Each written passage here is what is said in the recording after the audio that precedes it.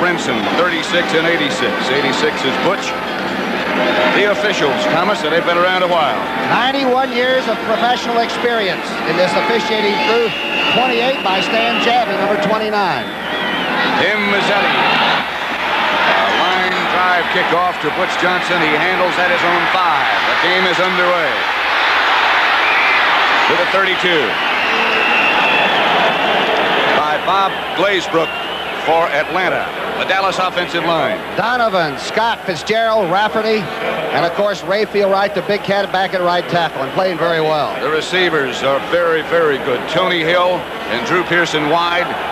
Billy Joe Dupree, the tight end. And Dupree may get a lot of action with this big blitzing Atlanta defense. Dorsett and Laidlaw will operate behind Roger Staubach. First down, Dallas at their own 31.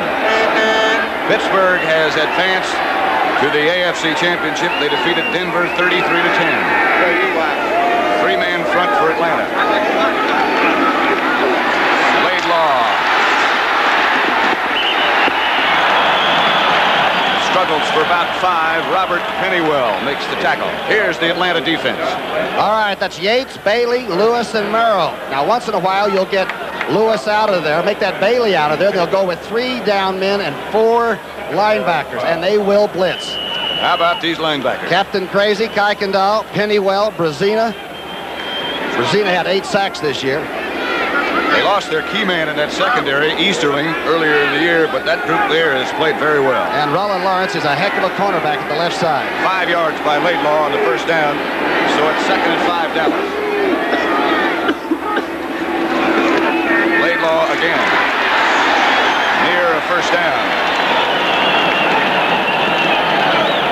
Time Dallas brought their offensive right tackle Rayfield Wright back in an outside trap by the tackle, but I'll tell you, the recovery by this bunch in red is incredible. I might as well say what Jeff Yates told Jerry Glanville, his coach, before the game. He says, happy hand grenades, and don't take any prisoners. It's do or die for us today. Laidlaw just about a half yard shy of the first down, so we'll make it 3rd and about a half yard. Robert Newhouse, by the way, is available. Did work out, but he is not 100%. So Laidlaw has carried twice. 3 tight end offense.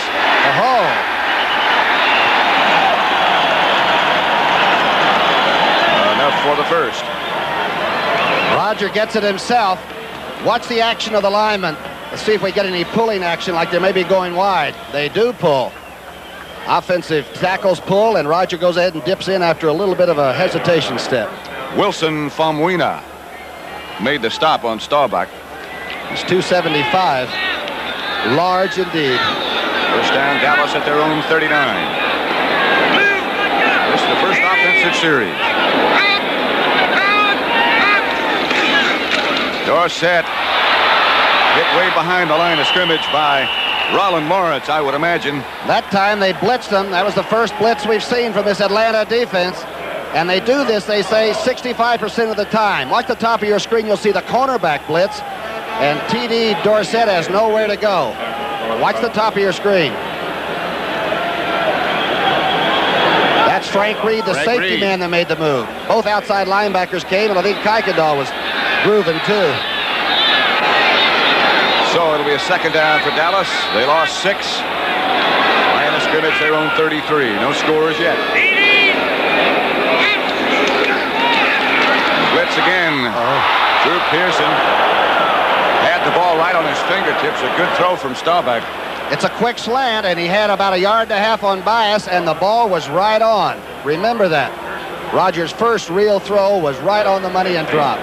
Notice that Drew Pearson is wearing gloves in this freezing temperature. They're expecting sometime later this afternoon freezing rain.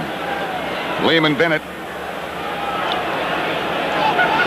Boy, what a job he's done. He was the NFC Coach of the Year a year ago when he got him 7-7. Here he is in the playoffs in year number 2.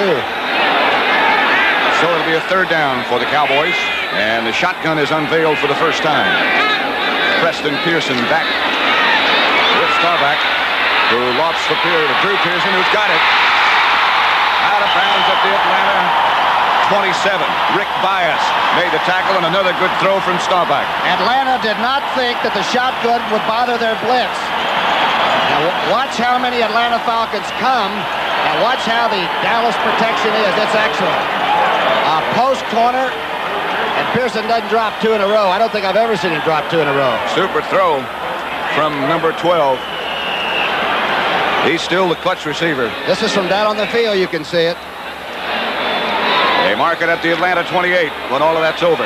45th catch for number 88. Dallas is knocking already. They look hot.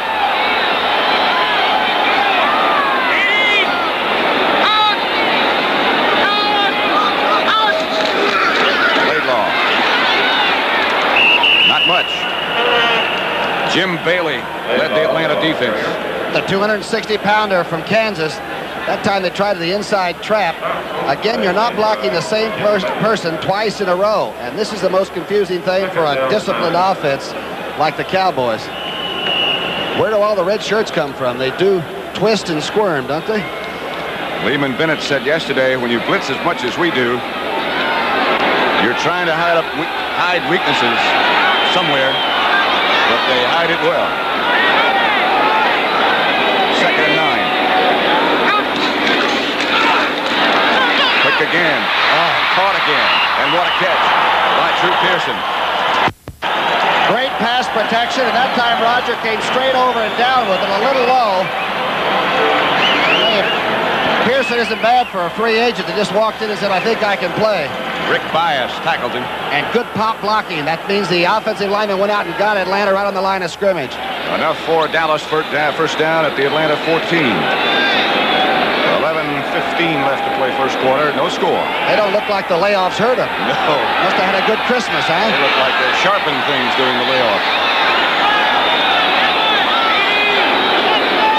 Double tight end offense now as Billy Joe Dupree comes in motion left. Pitches back to Laidlaw. He puts on the brakes.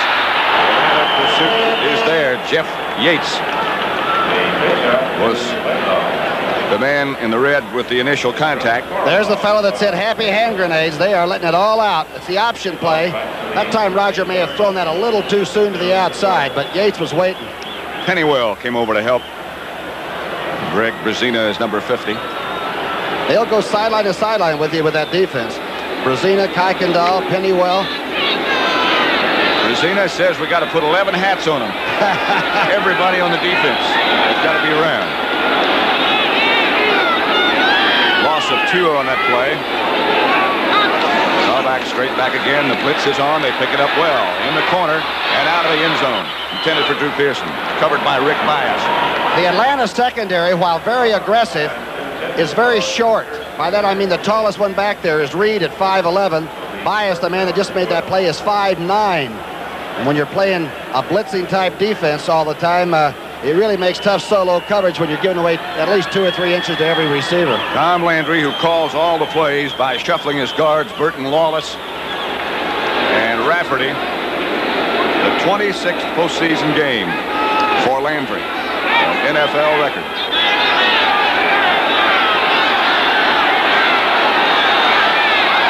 Tony Hill is split wide to the left, Drew Pearson right. Dorsett and Laidlaw remain the running backs, and they both stay on the block. And Dorsett gets a good block. Oh! Rick Bias again on the coverage intended for Tony Hill. And the safety man came over. That's Pridemore. That ball may have been really hot when it got to Tony Hill. What's the block by Dorsett? Okay, let's watch this. Dorsett shifts back. Dorsett will come inside. Tell you they were blitzing again that time.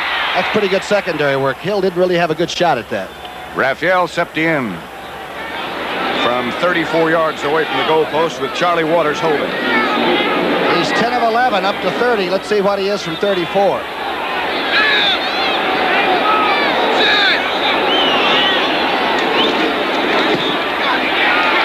He's effective. It's good. Dallas breaks on top. 34-yard field goal from Raphael Septien. And with 10:04 left, first quarter, Dallas leads Atlanta by the score of 3-0. They went 57 yards. They got a 34-yard field goal from Raphael Septien, who is ready to kick off right now. Dennis Franklin deep for Atlanta. Dennis Pearson, I beg your pardon. And he averages about 27 yards at kickoff. This is a good department for Atlanta.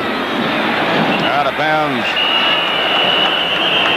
George Franklin is number 40. This telecast is presented by authority of the National Football League. It's intended for the private use of our audience. Any rebroadcast or other use of this telecast without the express written consent of the Dallas Cowboys and the National Football League is prohibited. Septien's kick out of bounds. He'll have to do it this time from the 30. And the ball may hang up a little bit more. And now you've run your people down under the kickoff. And Pearson has taken one back this year 100 yards. Hey, Whistling Ray's got a new horse this year. The old one broke down.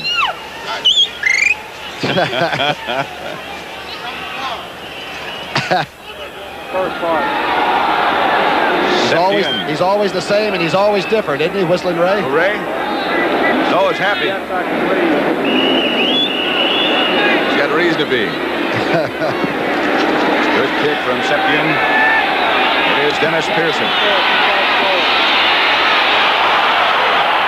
Penalty marker goes down on the far side of the field, but a good return. Dennis Thurman made the tackle. And Pearson brings it right up the middle. It's going to be clipping against Atlanta.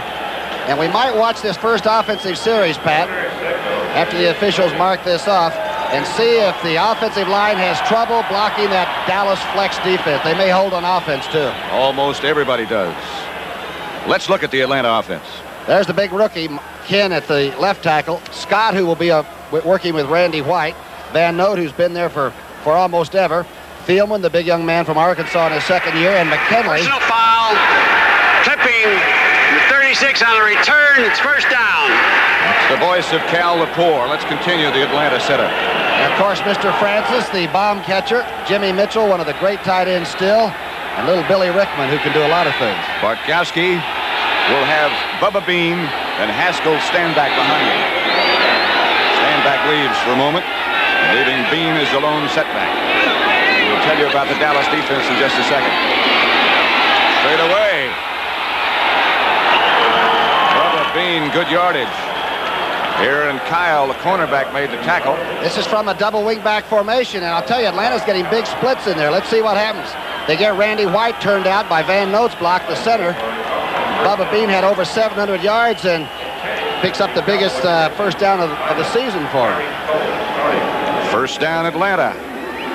The Dallas defense, familiar to everybody. Jones, Cole is in there, Jethro Pugh is out, and of course the three linebackers that can get carried away, can't they? Very quickly. And the secondary is solid, too. Here's Bean again. Sort of a homecoming for Bubba. He played collegiately at Texas A&M and played well. Cliff Harris made that tackle. How about Lehman Bennett's strategy, coming out running the ball? The Falcons only averaged about 103 yards rushing per game. And to come out against this kind of a team, the best rushing defense in the NFC, and take it to them twice in a row is rather interesting. The teams that have moved the ball against them have done it in the air. Atlanta's doing it on the ground so far. Second, Bartkowski is going to throw. Caught by Rickman. And a heck of a catch. And a heck of a throw as well. Catch number 46 for Billy Rickman. He's 5'10", 160 pounds of just bone and shoulder pads. Good throw by Bartkowski. Notice that quick two-step drop. Just over Benny Barnes. And, of course, he gets wrapped by Cliff Harris. Benny Barnes never saw the ball, did he? Good catch, huh? What a throw. First down, Atlanta. At the Dallas 41. 8:46 left first quarter. Dallas 3. Falcons' first offensive possession. This time he only gets one. Tackle on Bubba Bean made by Randy White. Little trouble on the line of scrimmage. Randy White is, of course, the peacemaker for Dallas. And he does stop a lot of trouble before it happens. You would. This is quite a resurgence for Bartkowski, though, who was really, during preseason, just booed out of the stadium at home. Eddie LeBaron said he had a very poor preseason, and the fans knew it. 2-yard gain. Haskell stand back, and Bubba Bean, running backs. Bartkowski. Intended for Pearson, the same play they tried just before. A flag is thrown by the official as Cliff Harris took a swipe and a push at the intended receiver. I thought that maybe Benny Barnes, number 31, was going to get called for using the elbow, but this might be just an unsportsmanlike. That's what it is.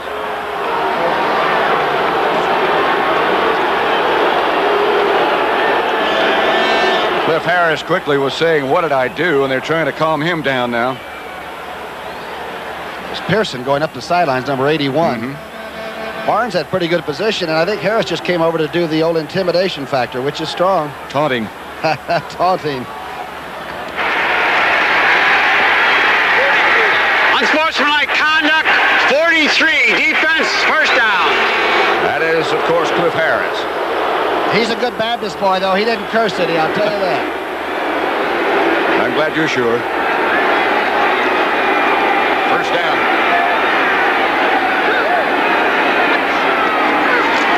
Kowski drops and fires outside. Caught. Wallace Francis, the receiver. Boy, D.D. Lewis was stuck to him like glue. Of all the people you don't hear about on this Dallas Cowboy team, D.D. Lewis, number 50, might be the steadiest. Let's see what's happening up front, because Bartkowski is getting time to throw, even though they're quick drops. You see why. Harvey's being doubled. That's big kin on him, who's 6'6", 270. And they held the tight end Mitchell in to help out. Wise choice. Standback sets up on the right side, leaving Bean the lone running back. 2nd and 8 as Bartkowski gives to Bubba Bean.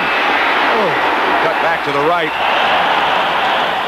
Thomas Henderson, the first hit. Jerry Tubbs, the linebacker coach for the Cowboys and the former original Cowboy, told me that when 56 wants to play, he is perhaps the best outside linebacker in football. And he stays right over the tight end, and he's fast. He can cover guys by himself, and he can really rock. And enjoys it. He looks skinny at about 222, doesn't he? Can he hit? Watch Bubba.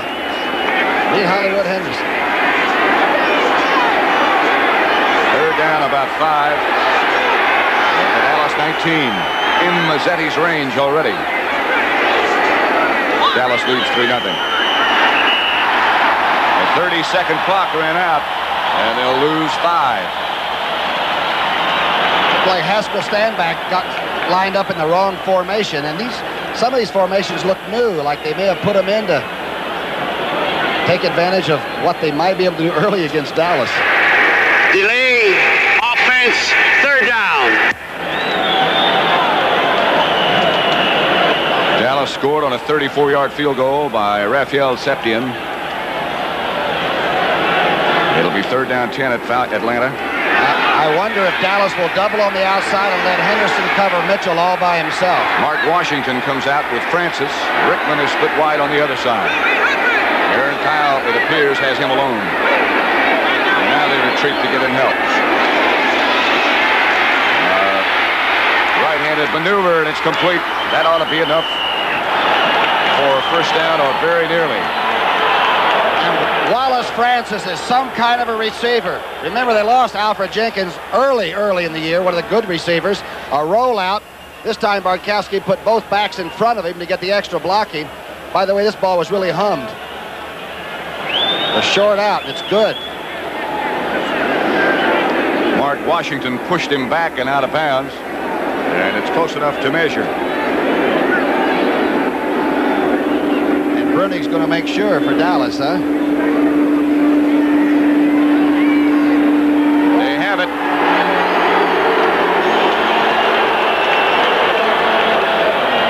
This is some impressive drive. It is. Even though there was one flag dropped in it, Atlanta's going right at the strength of this Dallas team. Look at this roll right. Yeah. Tell you, Bartkowski fired that one. An overcast, cold day in Dallas. But I don't think anybody in the stadium knows it at the moment. Ball play to Bubba Bean, and he might score. Oh. He does. Bubba Bean on quite an effort on the draw play from Bartkowski. And Dave Scott, the offensive left guard, and Ken, the big offensive tackle, the rookie, they did a heck of a job setting up this draw. Watch the right part of your screen. That's Randy White. Woo! Scott may have gotten away with a little holding, but it's too fast. Bubba's by and gone. See you later. Charlie Waters hit Bean at about the 2. But he had decided the Falcons should be on the board. John James, a holder for Tim Mazzetti, and it's good. Atlanta takes the lead. With 6 minutes and 25 seconds left. First quarter, Falcons 7, Cowboys 3. Mazzetti is 19 for... Handles a press conference any better.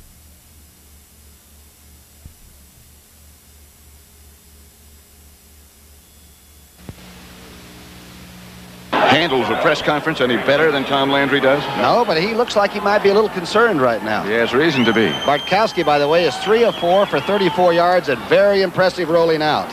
A good-looking drive for the Atlanta Falcons, and they lead 7-3. Mazzetti. It'll be Butch Johnson to handle at the 9. And the Atlanta Falcons are down in good shape, led by Ron McCartney, number 56, the first man there.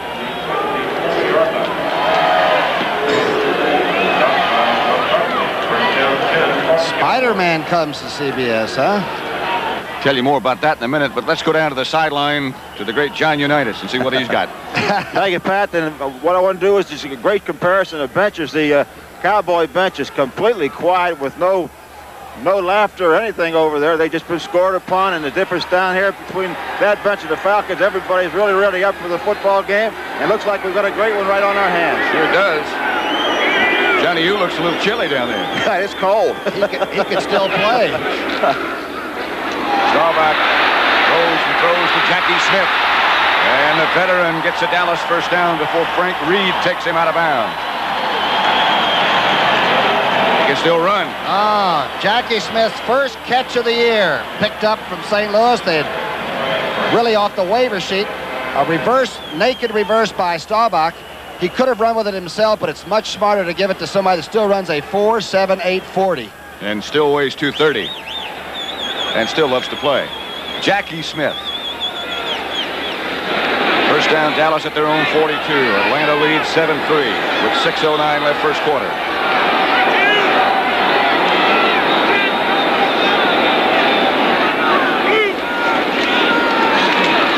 Staubach throws high. That one took off. Intended for Drew Pearson. Bias on the defense. Bias had pretty good position. I wonder if Roger very quickly read it and decided to airmail that one. He's going to have to really do some reading against this Atlanta defense because they don't give you the same front. And sometimes they'll fake the blitz and sometimes they'll send everybody. Temperature now has dropped down below freezing, down to 30. They're expecting, as I said before, freezing rain later today. Tonight. And tomorrow the snow will arrive, if they're correct. 2nd and 10, Dallas. Staubach has more time, and again the ball sails over the outstretched hands of Billy Joe Dupree. Frank Reed covering him. Some of the sharpness seems to have disappeared from the Dallas offense. That time they set 2 linebackers. They faked coming with about 7. Remember, Roger now is given a number by the guard that brings it into the huddle, and then he fabricates the whole play around that. He gets the formation, the man in motion, what they're going to do after he's told just a simple number by the guard. And he will operate from shotgun. He has stopped going up under the center at all. They just walk out and line up into the shotgun where they used to shift every time. Rosina was blitzing, and again he was intended for Preston Pearson, but the ball sailed high for the 3rd straight time, and Roger sailed down. Well, Famuina and Brazina both went through with their charges and hit Roger Staubach. The official was right on top of it. Look, Brazina getting blocked to the right part of your screen. Watch him keep up. That's the reason he got 8 sacks. They continue their charge, and the official looks. No malice, no intent meant. Famuina made the first contact. It's a lot. 275. Danny White's first appearance. Dallas first punt, first one in the game. They take off with it. He's going to have the first down. Danny White, who is an excellent athlete, gets the first down for Dallas. Bob Glazebrook made the tackle, but Danny White scrambles for a first down. Last week against the New York Jets, he had to punt one on the run up at Shea Stadium. And that time, nobody for Atlanta forced from the weak side. Danny White looks like he knows what he's doing. Watch number 11 now. He will watch the backers drop. He'll go ahead and act like he's going to take his step. Nobody forces. He goes right up behind him. Of course, at the end of this trail, a lot of red shirts show up. That looked like it was a design play. He had some blockers out in front quickly. Dallas gets the first down at the Atlanta 46. And Scott Laidlaw breaks into the secondary. Keeps his balance. Laidlaw.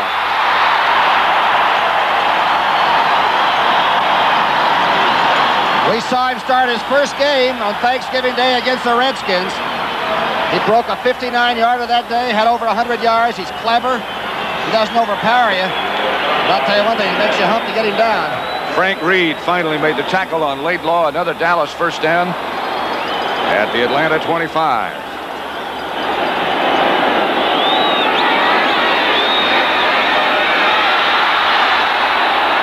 There's that quick draw. Didn't want to go down, did he? Dorsett comes in motion. Laidlaw gets the handoff. Jeff Murrow made the tackle, but Laidlaw got 4 before he went down. Time they pulled the left tackle right on through the hole. Donovan got through the hole, but the ball carrier suffered a little bit. Make it a gain of 3 by Laidlaw, so it's 2nd and 7 at the 22. Famawina's in, the nose man, so the Falcons are anticipating pass by Roger the Dodger.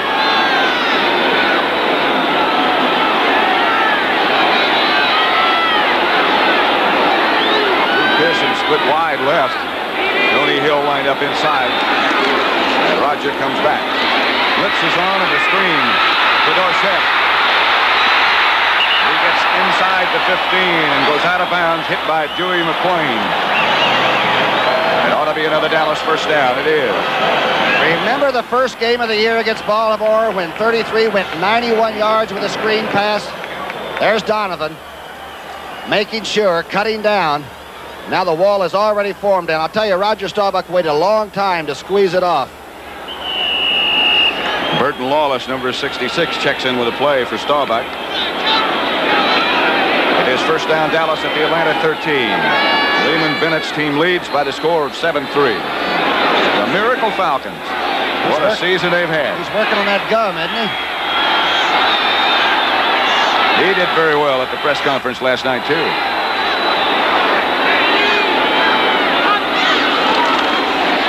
Is on, and Staubach is 2. Tony Hill juggles and he's out of bounds. He finally got it, but when he went out of bounds, he was still juggling. They call the young man from Long Beach Poly High School Thrill Hill. He was the greatest baseball player in Southern California, averaged 26 points a game in basketball. Look what he almost does. Just out. What a career he had at Stanford as well. He may have one in Dallas, too, I think. I think so. Rick Bias. That's Mike Ditka standing behind Tom Landry, and the other is Gil Brandt, the so-called super scout. Ditka jogs about 3 or 4 miles every day still. In full equipment. Laidlaw. Touchdown. Oh, what good blocking up front by the 2 guards and John Fitzgerald. Herbert Scott, number 68, got a super block, and Fitzgerald went through. And you're right, this crowd is purely Texas. Boy, can they whoop it up. All right, you're in the Atlanta secondary. Watch Fitzgerald right in the middle of your screen. He takes Famawina. Tell you, Laidlaw hit that hole in a hurry. Sure did. And Dallas recaptures the lead.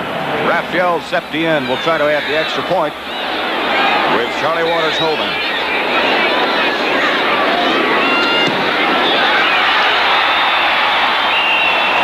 It is Dallas 10, Atlanta 7.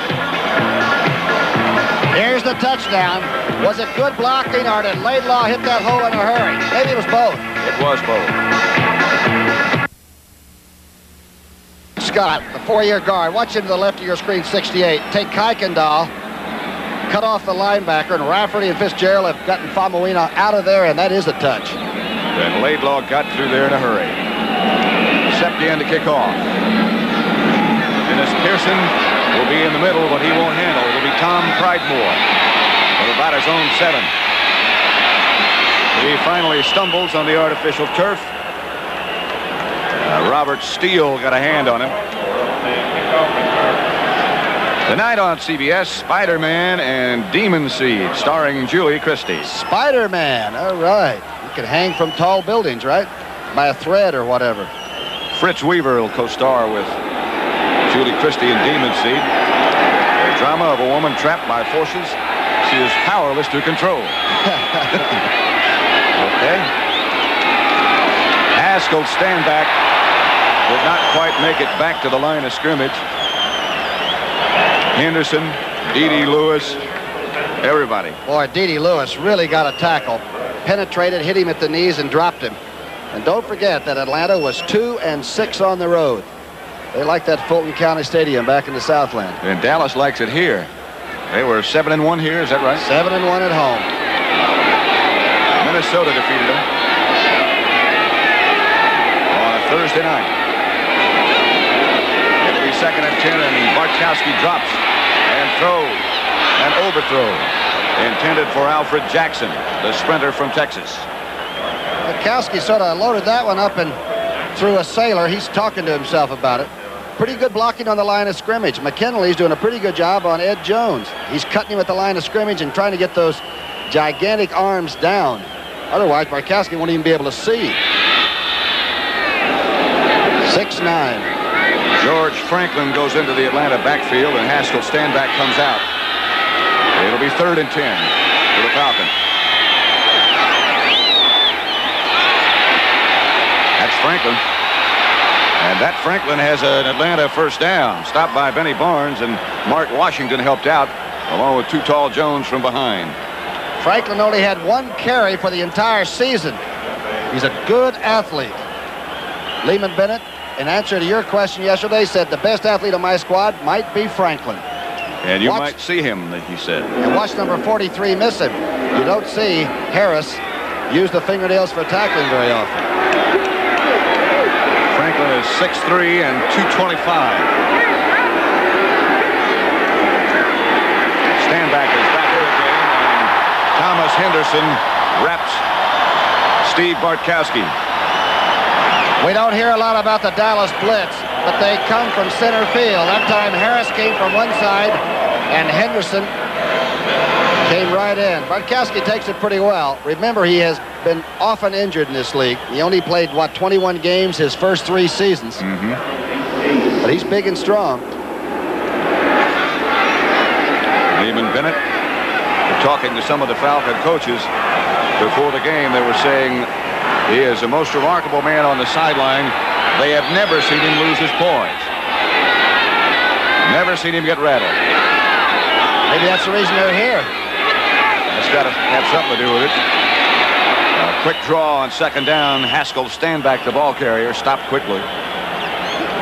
This is careful time. You got a punter like James. You might even think about booting it deep down in the corner and not putting this ball up. Boy, does Dallas love to get you so they can go to that nickel defense. Just over a minute, and now exactly a minute left to play in the first quarter. It's Dallas 10, Atlanta 7. 3rd and 14 situation for the Falcons. Everybody standing on both benches.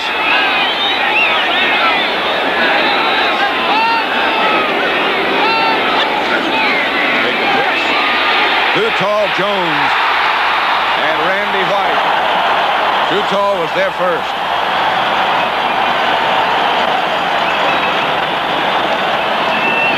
Watch the big tackle, McKinley trying to get back. The receiver will not have a chance because number 10 didn't. As we said, Ed Jones is not only 6'9", 275, but he is very quick. Alfred Jackson was the receiver we had isolated. John James, and watch the unusual stance he assumes back there when he kicks. You know, he hasn't been dropping the ball very well. He had twins about 3 weeks ago, and he's still a very nervous new father, they say. Good snap. Ooh, a line shot. Butch Johnson fumbles it, and Atlanta has it. What a play. Moriarty led the Atlanta coverage, and the ball bounced right to it. Atlanta's in great shape. And their special teams do a job. The ball goes will be considered either a muff or a fumble. I'm not sure. That's a muff. But Moriarty was right on the muff. Got the perfect bounce, and the Falcons have the football with 8 seconds left to play in the first quarter. They're down by only 3. And they're not waiting until the fourth quarter. Any doubts about them being outclassed should be over by now. They came to take part in a contest. Bartkowski fakes and is dropped by Larry Cole. Second sack of Steve Bartkowski. Old Bubba, they call him, number 63. Been there through all the great teams. Doesn't get much publicity. But I'll tell you something, he'll get you a big sack. Watch the left part of your screen. He is what they call barn strong. Somehow he splits 3 different blocks and makes the sack as Steve puts it away and tries to run. And that'll do it for the first quarter as Lehman Bennett has his team ready to play. No question about it. Pat Summerall with Tom Brookshire at Texas Stadium, where it's Dallas 10, Atlanta 7. The Falcons are in Cowboy territory. George Franklin and Bubba Bean, the setbacks for Atlanta. That's Franklin. Back to the original line of scrimmage before Harvey Martin made the tackle. Dave Stahl's in the game for Dallas, and he's played well lately. Must have been against the computer, sort of a strange call on 2nd and long. Maybe the thing about a Mazzetti field goal attempt.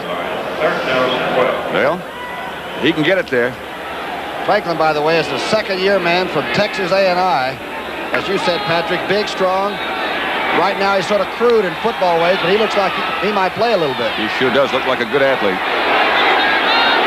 It'll be 3rd down for the Atlanta Falcons. And it's Franklin again. Cliff Harris with the sure tackle made the first contact. And Mazzetti should... That's John James. Well, I'll tell you, that was some pursuit by that Dallas bunch because Henderson was cut down by Van Note, the center, and the play looked real good, as it usually does. Hey, here's Mazzetti now. He is in. James will hold. Here's the play. To the left of your screen now, you'll see Van Note coming out to the very left and just cut Hollywood down, and all of a sudden the play comes apart. Just like Custer at the Little Bighorn, right? Atlanta's in danger of letting the 30-second clock expire, and that might take him out of range. This will be from 42 yards out, a little bit further than that. The longest one he's tried this year. Oh, he's got enough distance. We have a tie as Mazzetti hits. He was 13 out of 16 in the regular season. He's a fine kicker. And he used to be my favorite bartender back in Philadelphia.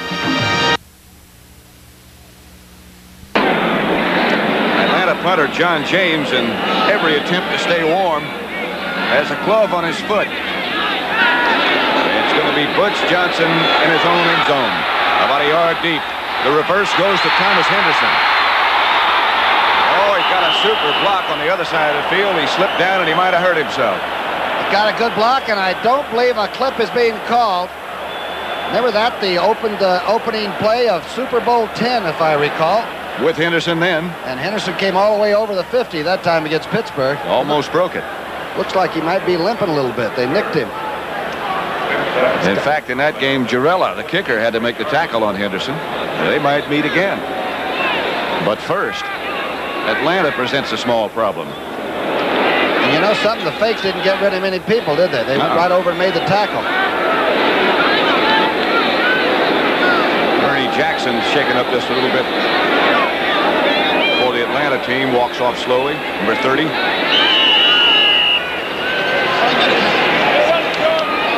Dallas will start from its own 23.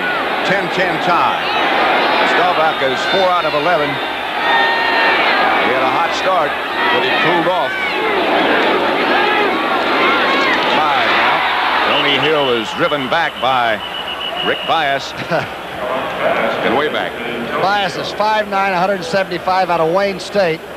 And you know, when your team blitzes all the time, your cornerbacks don't have any fingernails. They're biting them off all the way to the elbow. And he and Lawrence just keep banging people. They almost always wind up with single coverage. Not much help when you blitz a lot.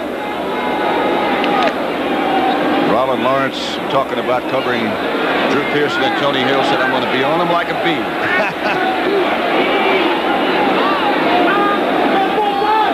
Tony Hill goes in motion. They try to run the flanker trap with Dorsett carrying the ball. They've got to get a couple. Jim Bailey made the contact first. Big Jim collapsed that play. Actually, you're absolutely right. Tony Hill came in from the flanker spot and trapped inside. We've seen it a lot with Pearson coming back the other way, but that's the first time I've seen number 80 trapping. We've seen Butch Johnson do it a few times, too. Andy Frederick is in the Dallas lineup in place of Rayfield Wright. Or Rayfield may still be in there, and we may have 3 tight ends. That's correct. Wright is lined up as a tight end. Jackie Smith outside Rayfield. You would figure that would be the point of attack, and Dorsett lowers his head and gets the Dallas first down. Robert Pennywell, the Atlanta tackler, with help from Rick Bias, but Dorsett gets the first. That's about the first time I've really seen him put the left shoulder down and go into a hole looking for a first down and not looking for 100. And he banged into that time. Usually he's more of a dancer than that. He just lowered it and got it. Andy Frederick is at right tackle for Dallas.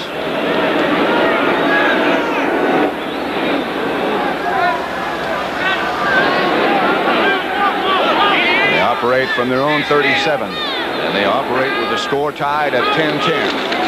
Staubach gets away from the blitz, gets Billy Joe Dupree. And Billy Joe stays this on his feet, gets into Atlanta territory, is stopped by Rollin Lawrence. But another first down, Dallas. Where'd he come from? That was a great play. They actually brought the man in motion back to the bottom of the screen and made that the left side of your screen now becomes the strong side. So the fake is to that way. You can see that the linemen are taking it, and now he screens back to his tight end who's just sneaking back. And B.J. Dupree has had some kind of a year. Pro Bowl and all. That's looking forward after they get their playoff ideas gone. 9 Pro Bowlers on the Dallas team. None for Atlanta. Scores tied 10-10.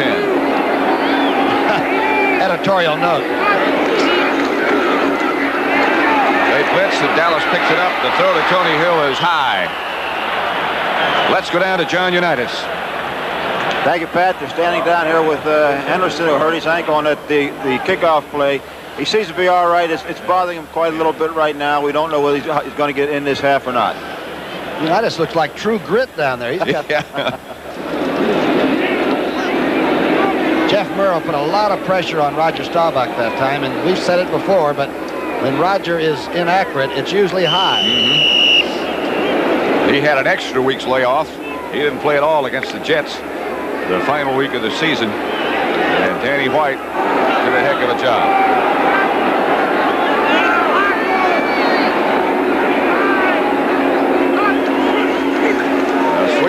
Dorsett. Dorsett has another Dallas first down. Tom Pridemore from the Atlanta secondary made the tackle, but Tony D cut back with more authority that time.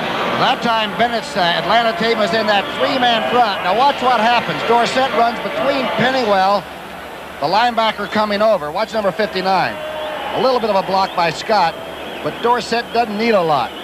He could run in a vacuum, I'll tell you. Down to the Atlanta 35 with 9:36 left in the first half. The score is tied at 10 apiece.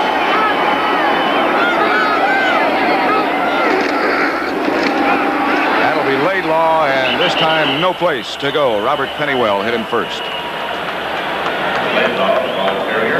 Looks like some of the blitzing has been called off by Atlanta.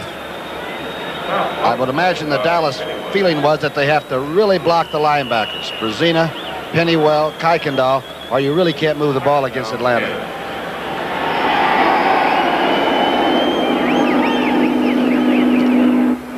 Two tight ends set up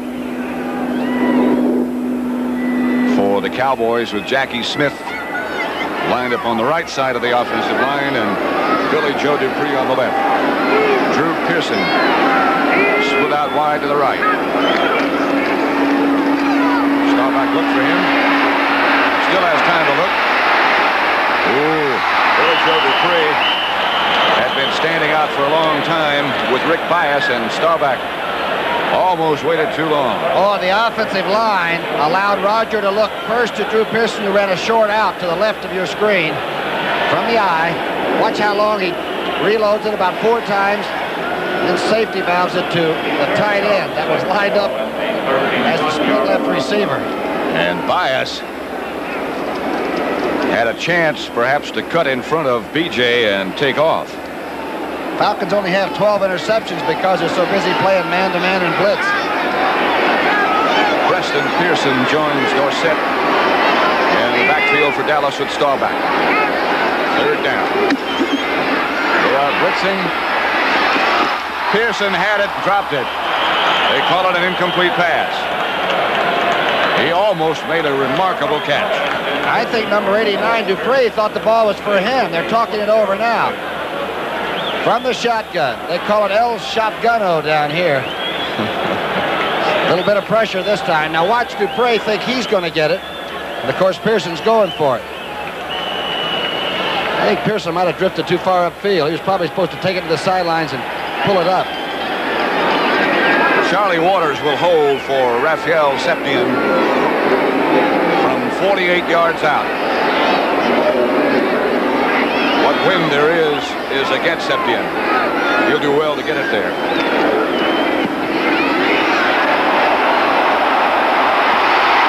does with about 4 yards to spare. Raphael Septien from 48 yards out puts Dallas back in the lead, 13-10 with 7:38 left in the first half.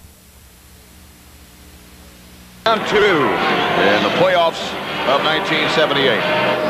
The Falcons beat Philadelphia last week, another one of their miracle finishes. And now they're against the world champions, the defenders, the Dallas Cowboys. Denver, who played Dallas last year in the Super Bowl at the New Orleans Superdome, will not be back. They lost to Pittsburgh today. That's Pearson. He can go. Septien takes him out of bounds. A flag is dropped. Septien, they feel, might have used a little bit too much of a violent tackle. I think it was unsportsmanlike. He just wrapped him across the helmet with his forearm. 10 years ago, that's the way most people tackled on the sidelines, but it's verboten.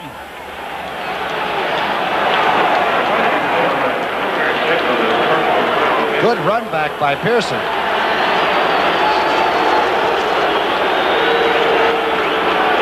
We'd like to see it again. Mechanically, though, we've had some problems with our playback equipment, and we will not be able to show it to you again. We can listen to what Cal Lepore says. Personal foul, unnecessary roughness, number 1, defense, first down.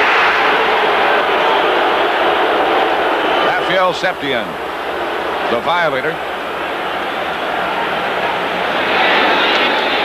The NFC playoffs tomorrow. Don't forget, Minnesota Vikings against Los Angeles at the Coliseum. That's always a good matchup. And don't forget the NFL today with Brent Irvin James. A draw play again to Bubba Bean, and he struggles for 4-5 before Henderson, back in the game, takes him down. That was really a fast play. It was a draw lead with Haskell Standback going in front. Watch number 24 go in front of the drawback, Bubba Bean, number 44. Haskell goes through. Pretty good block on Larry Cole, and Van Note made sure he wasn't holding. I tell you, Atlanta's on the attack. Bean scored the Falcon touchdown on that same play. Make it 2nd and 5. Bean again.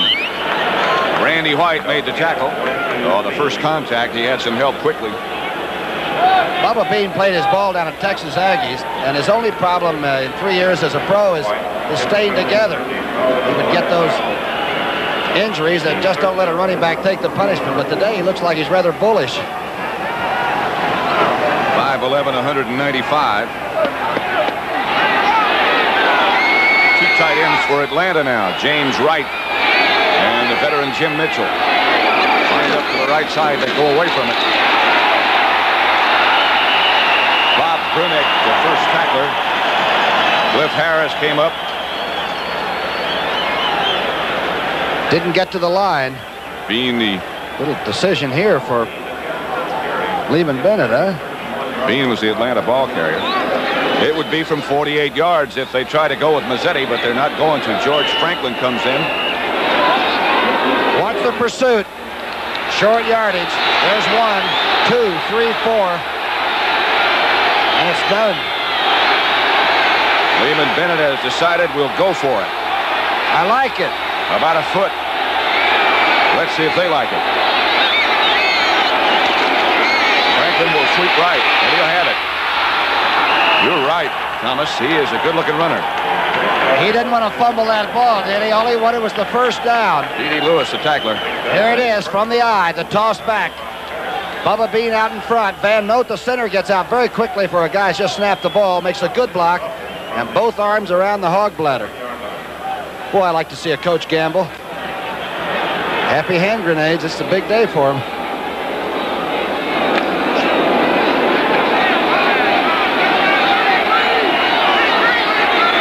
And a first down at the Dallas 27.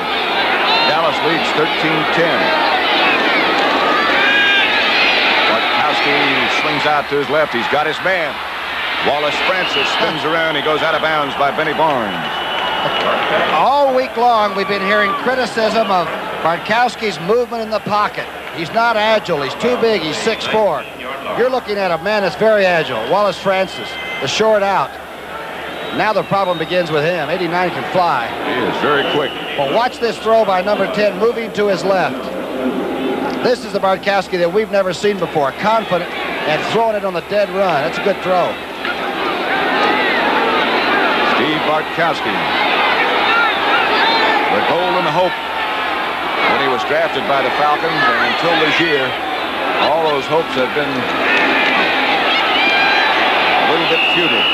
Bubba Bean stopped by Larry Cole, but he might have another Atlanta first down. He's very close.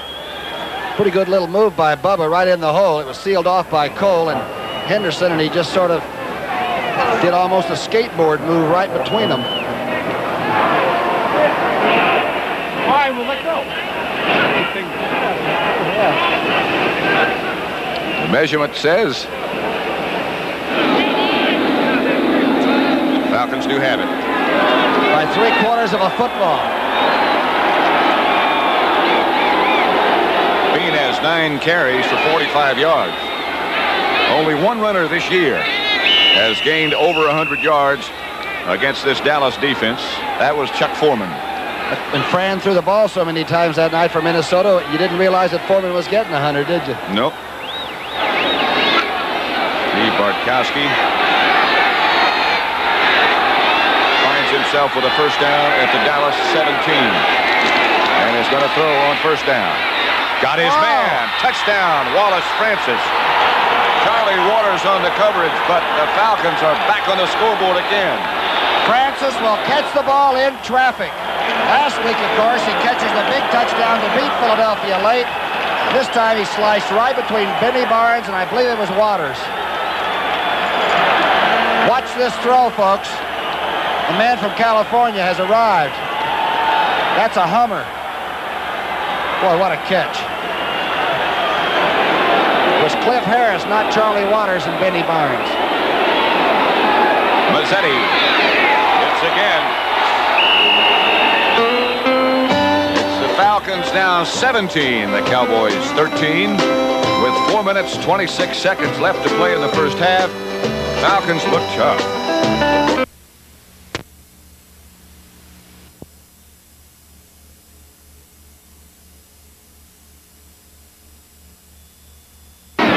Just barely does split the safety man and Charlie Waters. Benny Barnes was not involved in that play.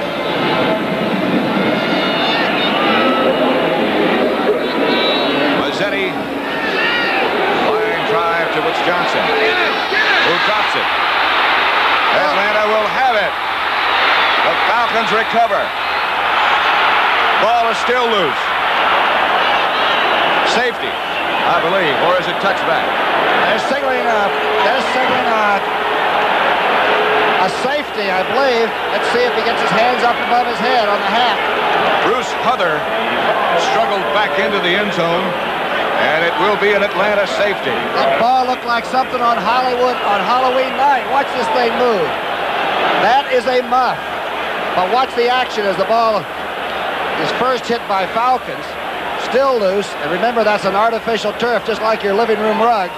And they are still struggling for it. There it goes, off to the right, and that's Huther, number 57, who recovers it. The impetus of the ball took it into the end zone. The officials have ruled, and it is not a safety. I thought that was a touchback signal, but all the Falcons were jumping up and down. A couple of them signaled touchdown. Score is still the same as it was, though. Sorry. 17-13 Atlanta. Fumble.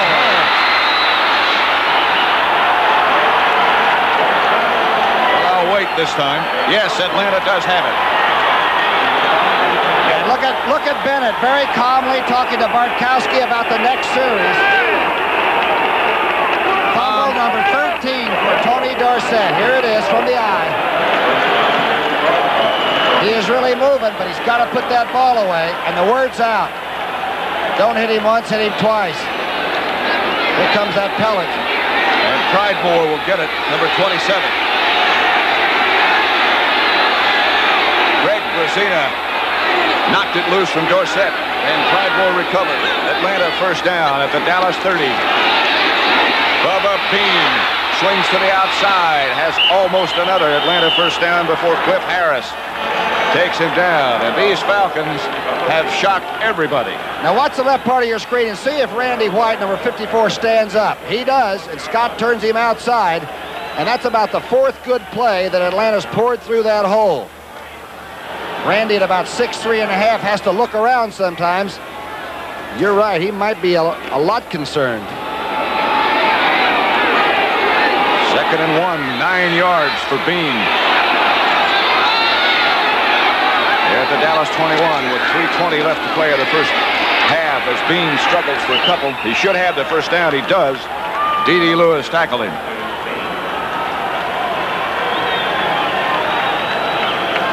The crowd is very quiet, and even the cheerleaders have on jogging suits. It's cool, and right now the Cowboys are backed up against it. They're cool at the moment. Somehow it doesn't seem the same, does it? It sure doesn't. Don't blame them. No. It's got to be down in the 20s now. It was dropping a couple of degrees an hour earlier in the day. Francis goes out of the backfield in motion, leaving Bubba Bean the lone setback. And Bean vaults to about the 12. Cliff Harris hit him underneath. This is the defense that allowed people only about 107 yards per game. And they've played some tough people. And right now, Atlanta is going inside where they live and doing the job. There's Van Note going through on the linebacker. And Bubba Bean is really running with that reckless abandon you hear about. Look at this. And he held the ball. 5-yard pickup will make it 2nd and 5 at the 13-yard line. And Bartkowski takes advantage of the 2-minute notification to both benches to come over and talk with Lehman Bennett. Tom Landry will get that message too, and he'll talk to 2 members of his defense who are confused by Atlanta right now. Atlanta has 10. Bartkowski is 5 for 7 for 59 in the touchdown, and Wallace Francis has 4 catches for 37 yards already. A 2nd down situation at the Dallas 13. Don't forget at the half highlights of the Denver-Pittsburgh game on the NFL Today, as well as highlights of this game with Brent and Irv and James. Bean hit by Henderson. He got a couple. Looked like he might break it for a second. Boy, Henderson moved so quickly at the point of attack that time. Everybody talks about hard hitters. And I think Henderson's one of the best because he gets in position so he can unload. He's a lot like a fighter. If you're reaching for people with the arms and all, there's no way you can stick him. And Hollywood moves the feet very quickly. By the way, Tom, NFL Commissioner Pete Rozelle is going to be on with Brent, Irv, and Jane at the half, and we'll have a live report from Los Angeles, where Minnesota plays the Rams tomorrow. Bartkowski calls a timeout and comes over to chat with the Atlanta coaching staff. The Falcons lead the Cowboys 17-13. New Look Sports Spectacular, 1979. The Falcons and the Cowboys involved in a spectacular at Texas Stadium in Dallas right now. Haskell Stanback gets the good yardage before Thomas Henderson stops him, but it's enough for an Atlanta first down. I'll tell you, Big Mike Ken, the rookie from Michigan, and Scott and Van Note, we underestimated their abilities when we said they might be holy, and they are moving Harvey Martin and company out of there. Watch the left part of your screen. Right on through, Scott goes on Randy White and then cuts him as he goes by. Van Note's out in front after snapping the ball. Bubba Bean has taken a block for Haskell Stanback. Atlanta's on the move again. They have it first and goal at the Dallas 6.5-yard line. Danny White was loosening up a minute ago over by the Dallas bench. You know, Lehman Bennett said something that I thought was rather interesting in all the newspapers and out loud yesterday at the press conference. Lehman said our only secret is togetherness. When we lost Claude Humphrey, a great player, we said we got to play tougher in other areas. And when we lost Bryant, our big offensive tackle, he said we got to be tougher. We got to play together. And he is really some kind of a young coach. I can see how you'd want to play like gangbusters for him. The fella standing on his left was the Atlanta quarterback the last time these two teams met 2 years ago when Atlanta won 17-10. That's Scott Hunter. And his attitude,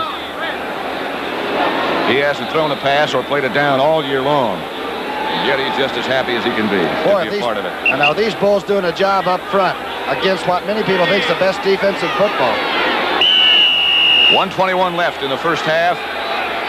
And it's Atlanta 17, Dallas 13. And Atlanta should come away with no less than 3 out of this.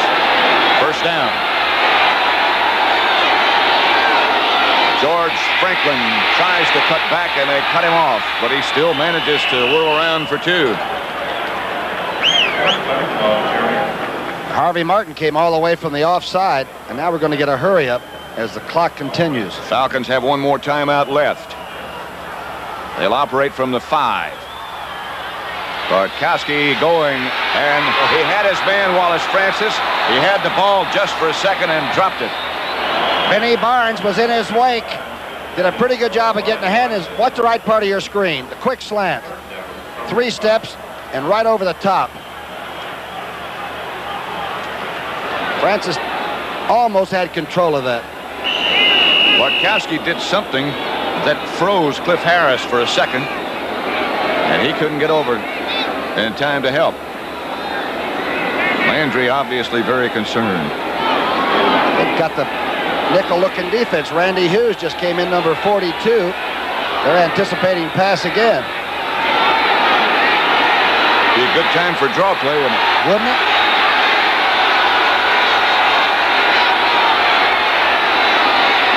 Bartkowski looking and throwing high, just barely tipped. Intended for Wallace Francis, and Mark Washington barely got a hand on it. It was high, but Francis at 5'10", about 185 pounds, can jump straight up. Great play by Mark Washington. He got part of it. And Mazzetti will come in to hold, to kick with John James, number 6, to hold.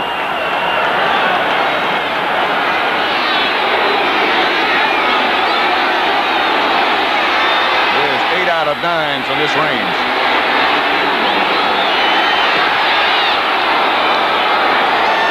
It's the Atlanta Falcons 20, Dallas 13. In a very, very surprising first half of football at Texas Stadium. Teddy will kick off, and deep for Dallas will be Butch Johnson and Larry Brinson. You saw the story of the Atlanta scoring drive. They lead 2013. Thank you, folks.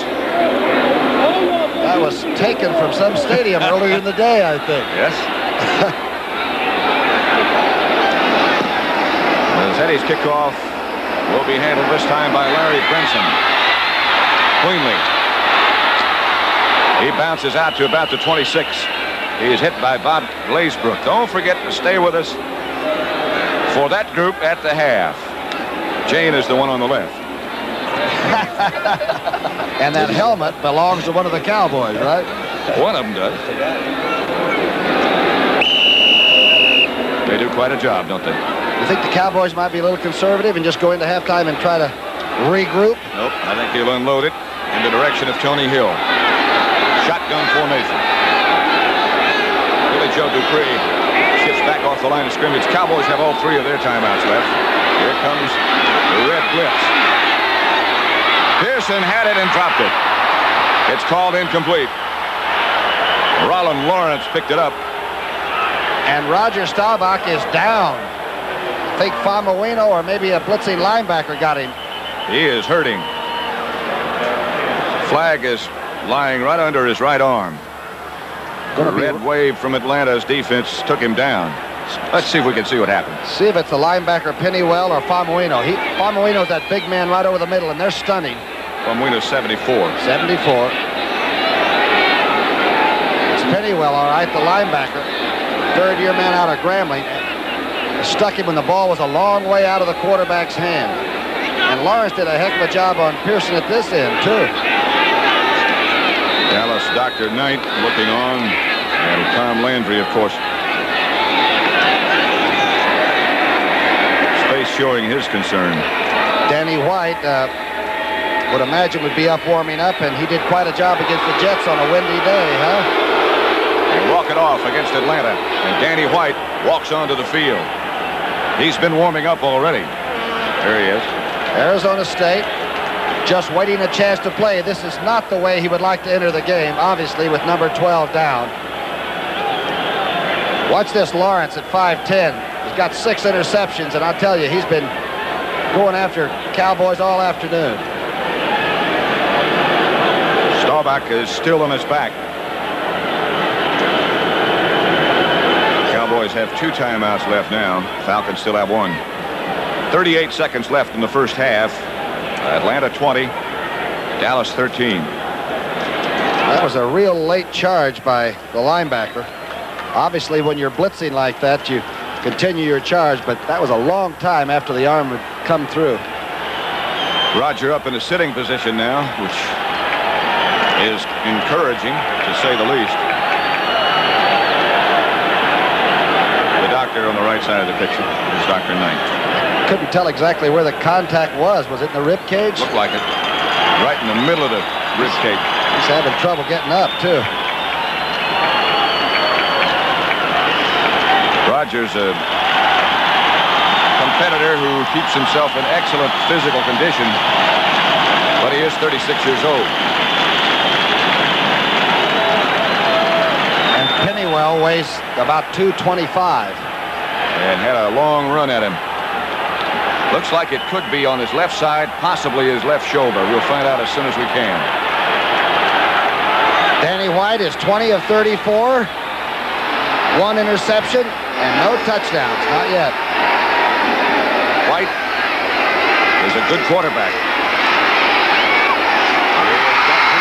Drew Pearson stays on his feet down the far sideline.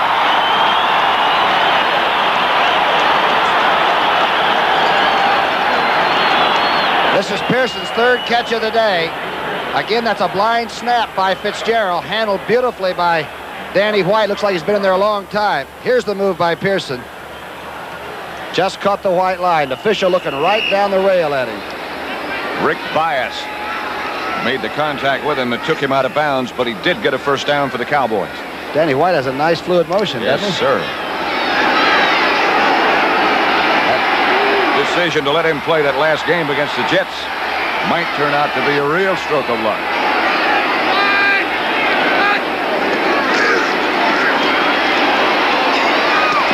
Knocked down by Roland Lawrence. He sidearmed that one a little bit. He's from Little Tabor College out in Kansas. Everybody at that school must be watching Lawrence right now. Roger Staubach is behind that group over there, headed for the locker room, it looks like, and being helped. That locker room is just about like a municipal hospital, too. They'll find out and be able to treat him better than anybody. The out move, the ball sort of telegraphed, and Lawrence playing good man-to-man. That's Roger in the middle. He's walking better than he was. Crowd seems a little angry. Danny White sort of sidearmed that last throw a little bit, so it'll be 2nd and 10. 28 seconds left to go in the first half. Atlanta leads Dallas 20-13. Caught by Billy Joe Dupree on his knees.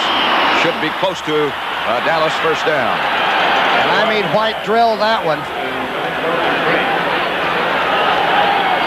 Frank Reed a little bit slow getting up for Atlanta. Dallas uses a timeout.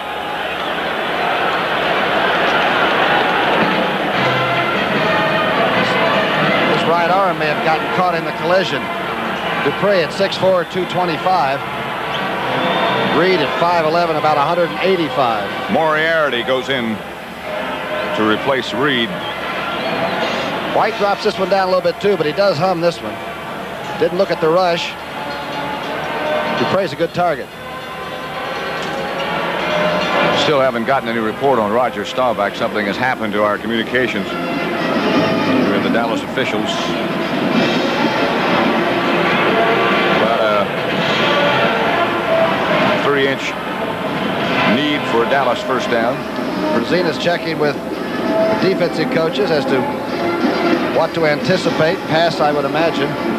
21 seconds left to go in the first half with Atlanta leading by 7, 20-13. Lehman Bennett said he figured it would take at least 23 points to win. He's got 20. It'll be some defensive second half. Danny White is the Dallas quarterback. Roger Staubach has been injured. They're coming again. And White just barely struggles to get it back. Falcons have it. He didn't get it back. And the blitz came from everywhere. I believe Dewey McLean recovered that ball, the linebacker. Kuykendall, Pennywell, everybody. Watch them come now. They've got a 4-yard run at the line of scrimmage. That's Kuykendall, Captain Crazy from UCLA, really causing the problem. McLean goes right under to get it. The report on Roger Staubach is that he was knocked out by that blow from Pennywell and is still a little bit woozy. They've taken him to the locker room already and they're checking. The fumble was not really Danny White's fault. The snap was low. Bartkowski going deep.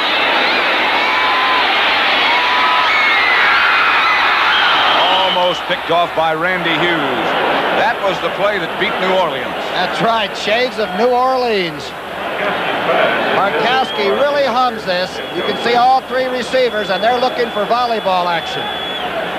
Hughes makes the ball is still alive there. Almost intercepted by, I believe Charlie Waters had a hand on it once.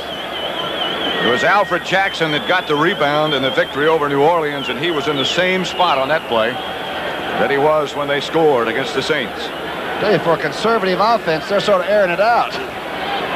Speaking of New Orleans, we'd like to congratulate Archie Manning, who was selected as the NFC's Player of the Year this year. Couldn't happen to a better person. Again, same play. This time it is picked off by Randy Hughes. Dallas has the football, and Hughes might have landed in a position to knock the wind out of him. Here it is. It's called wing formation left, and keep it alive. Hughes landed on that artificial surface, which is very hard, on his back, and it knocked the wind out of him. And he's still being attended to. 20-13 Atlanta at the end of the first half. They better separate them in those dressing rooms. It looks tough. Strange developments. Septian kicked off to Tom Pridemore, who heads back to the middle of the field for a while. Penalty marker goes down for Dallas. Guy Brown made the stop. There have been 3 sacks on Bartkowski, but actually the right side of the defensive line talking about Randy White and Harvey Martin, has been rather silent. A clip against Atlanta. Here it is, right in the middle. You'll see the clip on number 36 on Brinson, I believe. That's correct. Roger Staubach will not be back in today's action. It'll be Danny White, the Dallas quarterback. If he should go down, they have Glenn Carano. Clipping 45 on the return. It's a first down. Moriarty. Now we'll see if the Dallas defense is going to get it going. If number 72 decides to turn on, the entire defensive platoon will turn on. Atlanta leads 20-13. Touchdown by Bubba Bean. Touchdown by Francis. And this time the Dallas defenses converge quickly. Another penalty flag is down. Might be holding, and Ed Jones that time went clear down the line of scrimmage and caught the ball carrier at the line of scrimmage. He is the hot defensive man right now. You'll see Cliff Harris coming up and talking, and Brunig and everybody, and if they get it pepped up, Dallas may think they've got to win it on defense. Atlanta looked very sharp in the first half, as the scoreboard would indicate. Hal Lepore is the referee. Holding 68. Offense, first down. Fieldman is 68. On the sidelines, Herbert Scott. And that's Roger Staubach without the helmet and without the cap. Bartkowski's got to be very careful. First and 17 back at the Atlanta 7. They give to Bubba Bean again. And Ed Jones, as Tom Brookshire said a minute ago, he's the hot man on defense. I'll bet you Ernie Stautner got the entire defensive unit in one corner, and the fire and sparks flew. Look at 72. Different looking action on the line of scrimmage.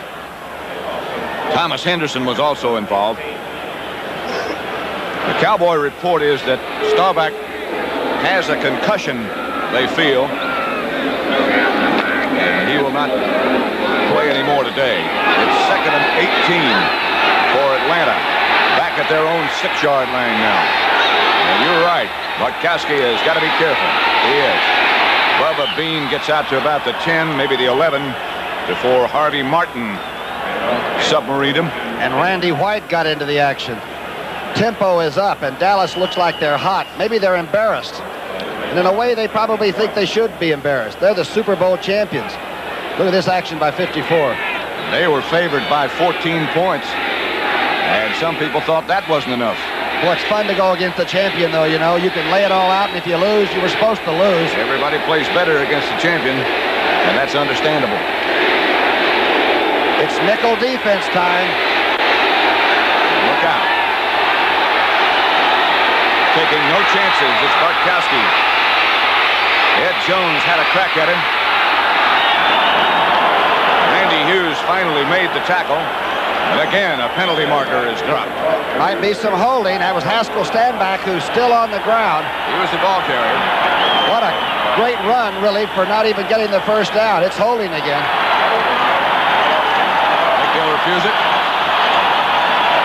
I would imagine. And that is a signal that the Dallas defensive line is coming off. And the crowd senses it. You can tell that already. Cold afternoon in Dallas. Haskell's hurt. 85. Offense, penalty declined. Fourth down. Holding call against Alfred Jackson. As we thought they might. The Cowboys refused the penalty, and John James is already in the game. Haskell Standback is being helped off the field. Well, he's been a great ball carrier out of Tennessee. First at Cincinnati, and he came down to Atlanta, and he does everything that Lehman Bennett asked him to do. Give you an indication of how well Atlanta played in the first half. John James punted only one time. And that one was dropped by Butch Johnson, and the Falcons got it back. James had one punt block this year. That's Butch Johnson, the lone safety man for Dallas. John James back at his own goal line, or maybe at about the 1. Atlanta ahead by a touchdown in the 3rd quarter. See if they try to block it. They look like they might be serious about it, don't they? They're thinking about it. A lot of jumping around, and here they come. Line drive kick to Butch again. This time he gets around Moriarty. But the rest of the Atlanta Falcons are there very quickly. Dewey McClain took him out of bounds. Do they cover punts and kickoffs? The Atlanta Crazies went after Butch Johnson and got him. 13 minutes and 2 seconds left in the 3rd quarter. Atlanta ahead 20-13. His father was an All-American at Arizona State, and Mr. White, your son has a problem, but he's a good football player. Dallas first down at the 49-yard of Atlanta.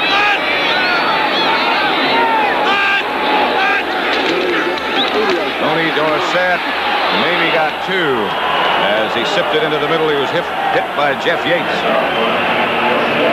Dorsett went into that carry with 21 yards, so you might give him a couple, give him 23 yards on 6 carries. For a guy that had 1,325 and a 4.6 average, looks like the Falcons have laid the defense on too. Dallas offensive line is the one that started. Rayfield Wright back at right tackle, and right now Burton Wallace is the guard next to him. Landry shuffles his guards in order to get the plays in. And White is hit just as he throws. Kenneth Drew Pearson picked off by Rollin Lawrence. White was rocked by the Atlanta defense just as he let it go. I believe it was Edgar Fields, number 77. Pick up and see where the rush came from the left. He took the inside. Donovan never had a chance. Lawrence gets interception number 7. It's a biggie. White seems to be okay. Atlanta first down. They lead 20-13. 12-16 left in the 3rd quarter. Pat Summerall with Tom Brookshire, and we're watching an inspired Atlanta team. Dallas changes their defense. They wind up with Charlie Waters playing cornerback. Ooh. Randy White made the tackle. Cliff Harris overran it. Again, you don't see Harris missed 2 open field tackles almost in the whole season, but he's just missed 2 in this game. But Bartkowski's in a lot of trouble down here. 2nd and 5. George Franklin checks into the Atlanta backfield. He and Bubba Bean operating together now. Stanback was shaken up a little bit. Steve Bartkowski, watch it.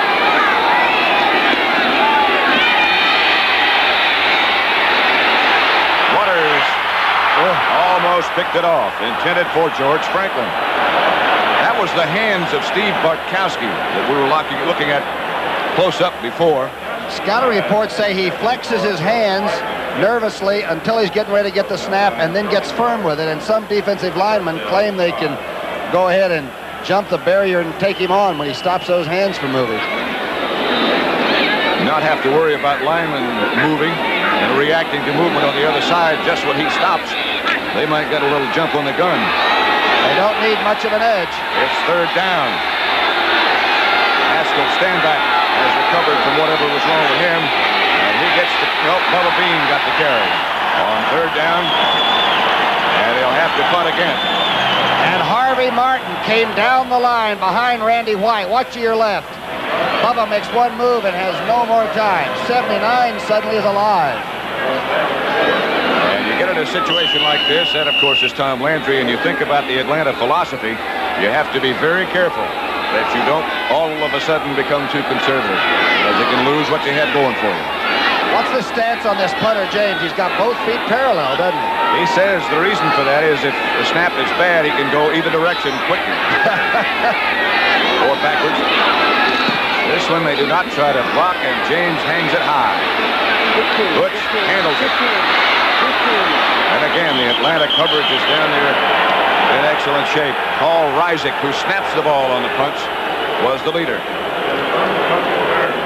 They hold punt returners to 5.4 yards a shot. They've done it all year. Tomorrow night on CBS, 60 Minutes, All in the Family.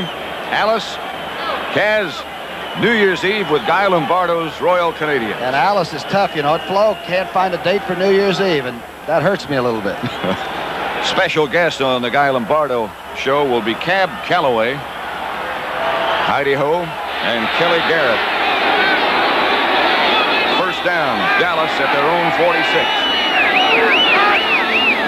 Dorsett swings in motion to the right. Laidlaw takes the pitch back. Gets around to the outside, almost breaks loose. Gets about 5. Tom Pridemore stopped him. Good block by Rayfield Wright. I can't break that guy's code. Let's go down and see if John Unitas is frozen yet. A little update report on Roger Staubach. He is feeling a little bit better. He is quite nauseated and doesn't recall too much of what's going on at this time. The Atlanta Falcons appear to be going away from the game plan of the short, quick, tight passes and going for the deep stuff.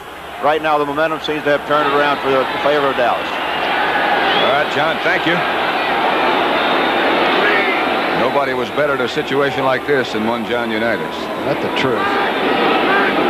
2nd and 5. Laidlaw again. The ball carrier is tackled by Fulton Kuykendall. Kuykendall is something. Dick Vermeil coached him at UCLA and said his IQ is near genius. They call him Captain Crazy, but he really isn't. He plays under control and loves it. But he can really tackle. There's Roger. He's walking a little bit better now all the time. He's probably clearing those cobwebs, huh? He really took a hit from Pennywell. 9:19 left to play in the 3rd quarter. And Atlanta holds on to that lead. The throw is to Drew Pearson. In a clutch situation, 88 is the man they look for. Is he classy, though? Watch the way Mr. Pearson gets the feet down before he goes out. Nureyev couldn't have done it any better. And he's there. Rick Bias is number 38 for Atlanta that pushed him out of bounds. Watch that move again. Not bad. Totally under control.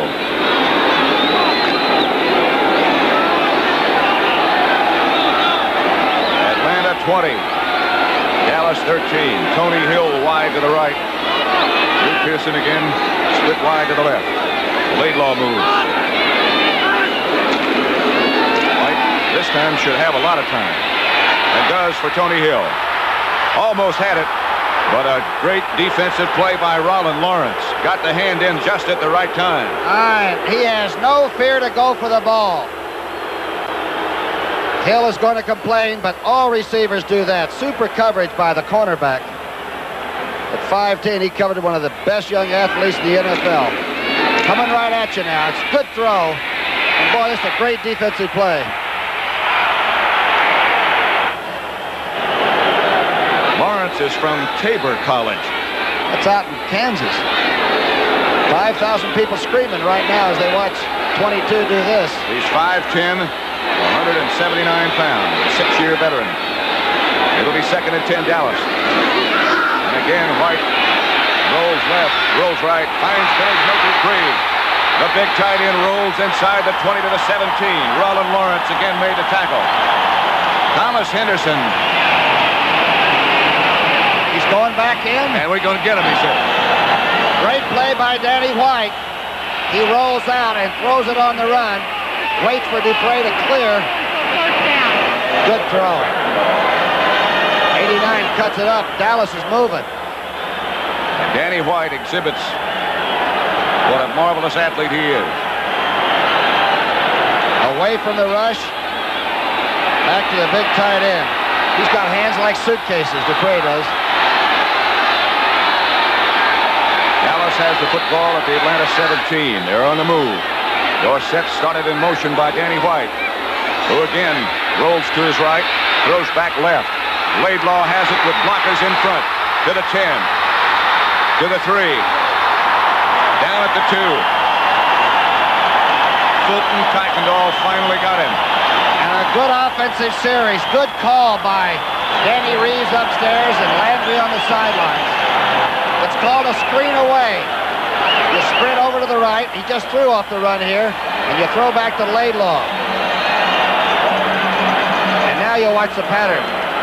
That's Rayfield Wright topside getting one. Donovan. Laidlaw at one time was completely on the ground, lying down. And he got back up and got back into the screen. That's good execution and good coaching. Good faking, too. First and goal, Dallas. The Atlanta 2.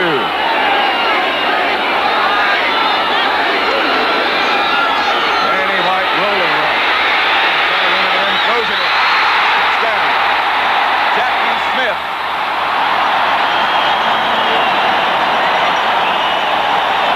The 16-year veteran catches 2 passes for Dallas, both of them today, and he's keeping the game ball.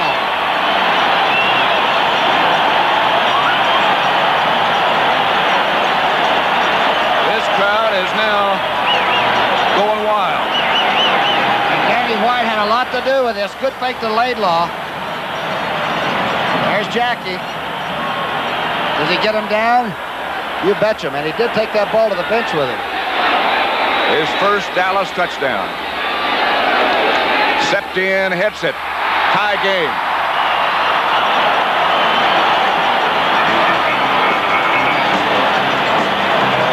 7:07 left in the third quarter. It's Atlanta 20, Dallas 20. It's a drive for the Cowboys that took them that distance and tied this game at 20-20. Jackie Smith, touchdown pass. Danny White. Tom Pridemore takes the line drive kickoff and has it in good shape and almost broke it out to the 40. It was George Franklin. I'm sorry. It was not Pridemore. And again, a penalty flag is down.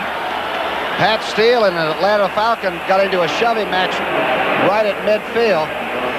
It's time for the Atlanta offense to get in gear for the second half. Lehman Bennett watching the happenings against Dallas. Pat Steele must have started it.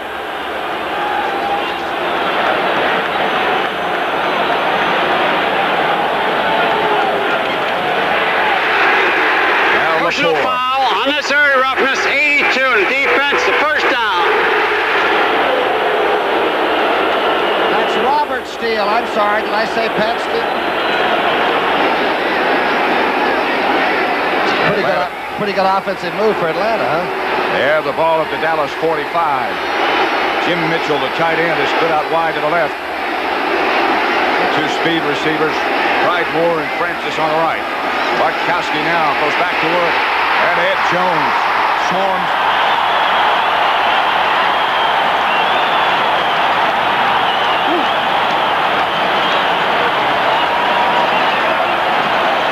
Sack number 4. But remember, number 72 is the signal. When he turns on, they all come. The right part of your screen. He won't be alone back there. Harvey Martin came over and told Bartkowski, we're here. Loss of 9. Too tall is number 72. It's even fast in slow motion. Dallas 20, Atlanta 20. 6.5 minutes left, third quarter. Second and 19. Now let's see what happens. Bartkowski fires and has the ball ricochet off the fingertips of Alfred Jackson. The ball was there. Jackson did a hang-around job. He's had 4 catches for over 50 yards. He's the sprinter from Texas. But look at the rush on number 10. This time he throws sort of a screwball and it flutters and hangs, and Alfred just couldn't stand around long enough to catch it.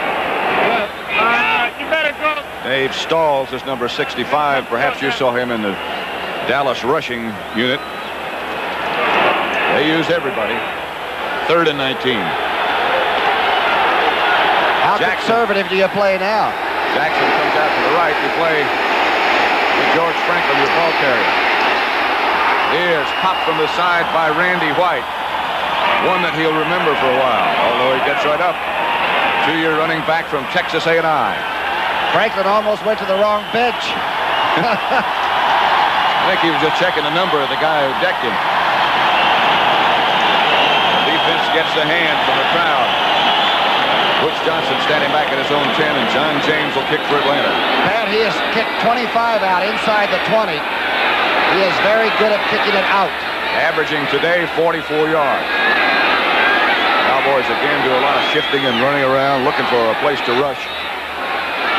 Atlanta starts to move and shuffle. And Rysick just waits. Another high, good kick from James. Goes into the end zone. They'll bring it out to the 20, where Dallas will take over with Danny White as their quarterback. If you joined us late, Roger Staubach is out, knocked down by Pennywell in the second quarter. They say he has a concussion. He won't play anymore. The team was staying at the same hotel we were. If you have any ideas about them not being big and impressive, change them, because they're huge. And they want Notre Dame pretty bad. That'll, of course, be on CBS. Lindsey Nelson and Paul Hornung. Dorsett squirms around for 4 or 5, more than he should have gotten, perhaps. Tom Pridemore finally took him down, but he got maybe 8 before he got through. I thought I saw 3 or 4 Falcons going for the football there as he was making the spin. Here's Kuykendall moving over, shifting into it. Lawrence gets some. Kuykendall gets a little. You have to get about 5 on Dorsett. Once he breaks that line of scrimmage, get help. Talking before the game to Kurt Mosier, who was on the Atlanta staff, not coaching staff, administrative staff, and he said, we think that really our best chance would be brought about if we can get the Cowboys to fumble it. And they've had 5 turnovers. Dorsett again. He rolls for a Dallas first down. Edgar Fields made the tackle, but number 33 has got it in high gear. Looked like Rafferty and company did a good job on the right side. Watch them seal off Rayfield. And notice when Dorsett runs, the head does not bob. There's no extra motion. It's a glide. Good block by Herbert Scott, the pulling guard, too. He's finally getting some of the recognition that we thought he deserved for a long time. Scott.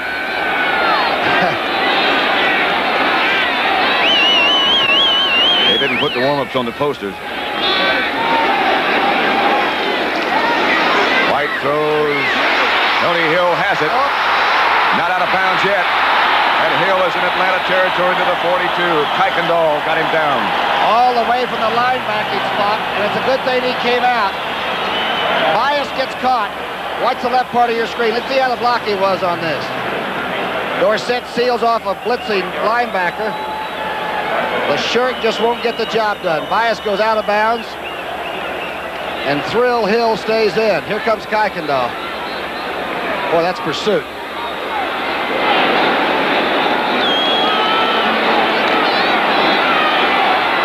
Danny White is now 7 out of 10 since he replaced Staubach. First down, Cowboys at the Atlanta 43.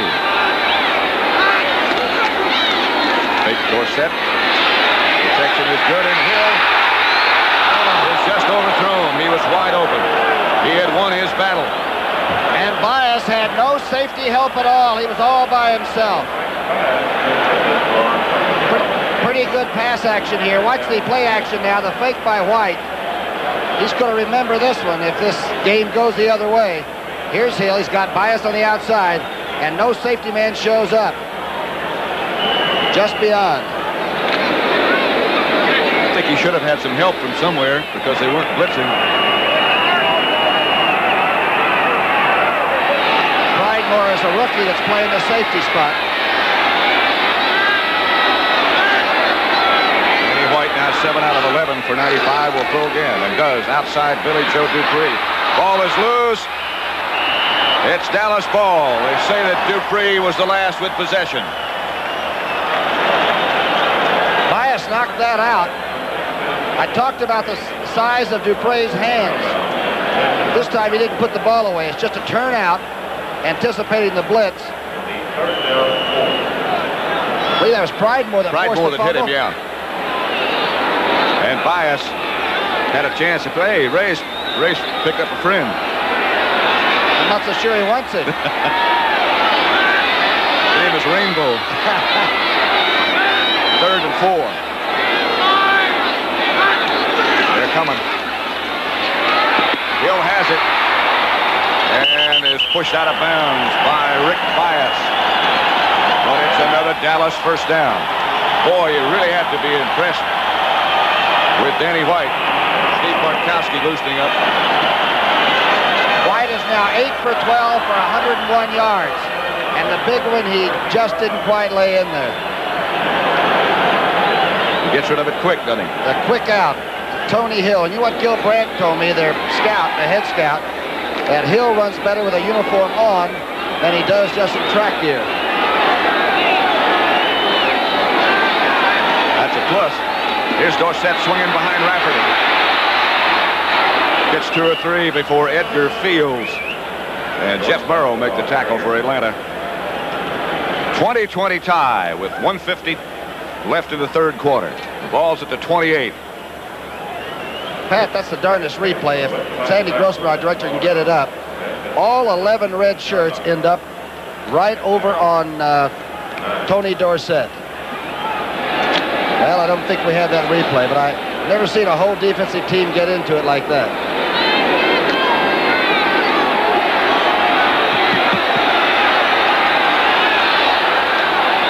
So it's second down for the Cowboys.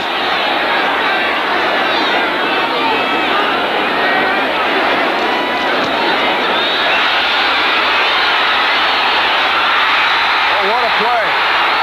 White, they say that Dorsett has the ball, but the officials say that White was down on the ground as a result of contact. So they'll bring it back.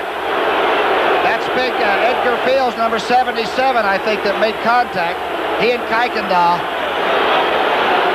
I thought Danny White was still up when he threw the ball.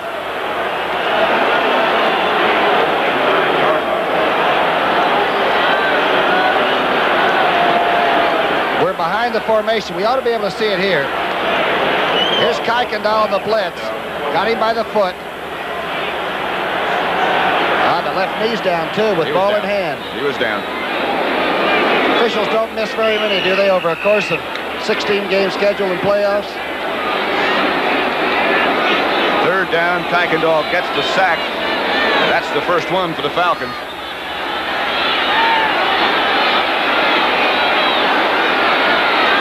Preston Pearson in the game. That sack by Kuykendall also took him out of field goal range. Run the shotgun and they blitz everybody. Again, they're throwing for Hill. Just overthrown. Just a bit. Two cornerbacks converged. Again with the total blitz. You've got 3 guys back there that are really tearing their hair out. White just let him over. There's Hill running the inside. There's Bias on the right. Lawrence on the left. They got him turned around. And twice, he's been very close to 6. And Danny White has missed him. Danny White will now perform his other act. They'll keep him honest this time, I'm sure. They'll have somebody making sure that he doesn't run out of punt formation. He's going for the corner. Into the end zone and back out. Touchback.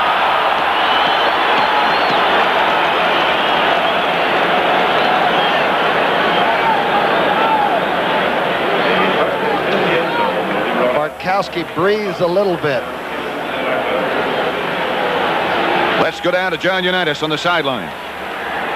Okay, you're looking at a team that everyone says American football team. They're not an American football team today. They played Dallas off their pants the first half, and they have the confidence right now that they go out and beat them the rest of the afternoon.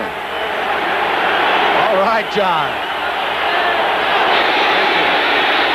First down for the Atlanta Falcons, and Dallas blitzes this time.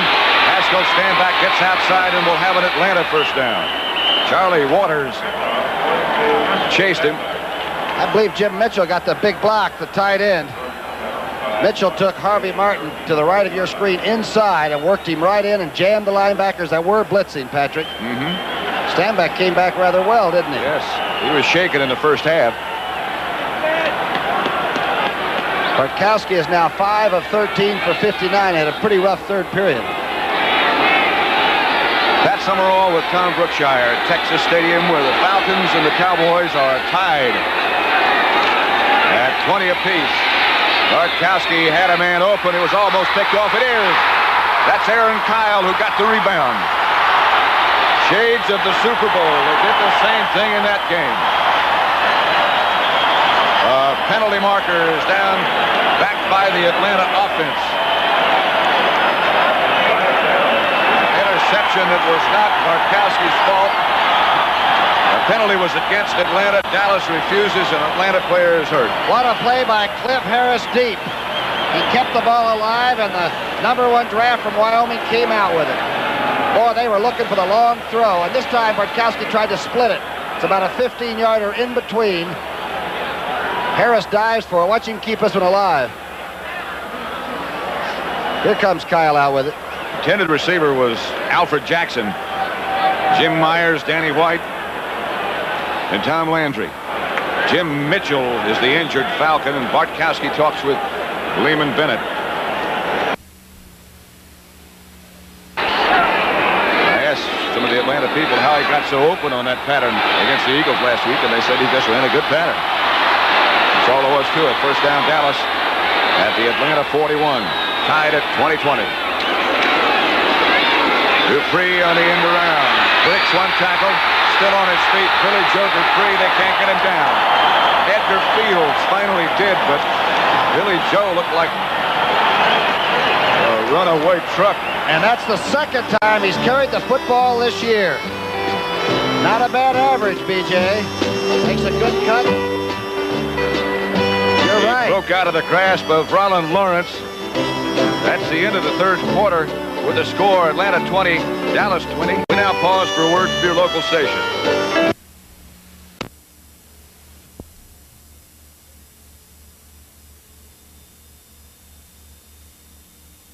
Secondary man on the left. This is for the next pass it's thrown. Nothing abnormal about that. Just normal action. First down, Dallas at the Atlanta 20. One more quarter to play, at least. Danny White, the Dallas quarterback. He has Scott Laidlaw and Tony Dorsett. Fumble. Dorsett gets it back. Goes out of bounds, but about a 7-yard gain. Laidlaw, I think, came across for the fumble, but nobody else but 33 makes that move. O.J. Simpson, yes. Gale Sayers, yes. Maybe Ollie Matson, yes. Watch this move. Right in between blockers. Watch the spin. You just can't teach that one, folks. You can learn to be more careful with the football, however. Frank Reed is the one who caused the fumble, and Laidlaw, you're right, did get it back. It wasn't Dorsett. Did you see that move? I saw it. I don't know how they did it. He got 5. Second and 5 at the Atlanta 15, and Laidlaw has the carry to the 14. Septien should be loosening about right now.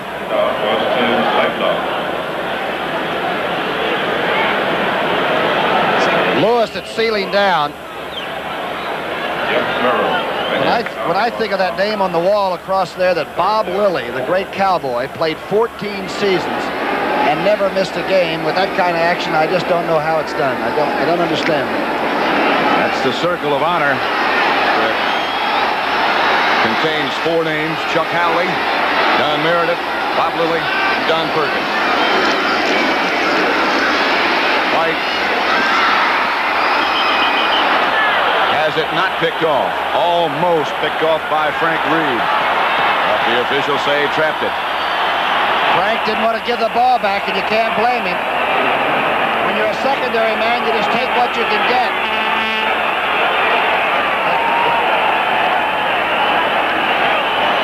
They're saying it hit the ground. Reed is still objecting, and rather vigorously. Well, I like the way the officials at least talked to one another very briefly and said, nope, it was incomplete. You know, the losing team has a long rest. That's the reason everybody's so hot. We're already really on sudden death.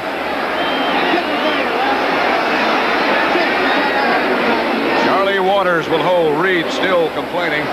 It'll be a 31-yard effort from Raphael Septien. Score is tied at 20-20. Wide No good.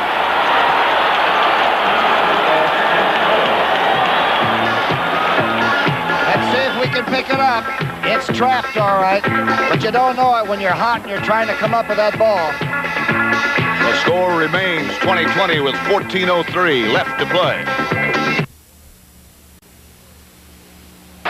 In the fourth quarter at Dallas,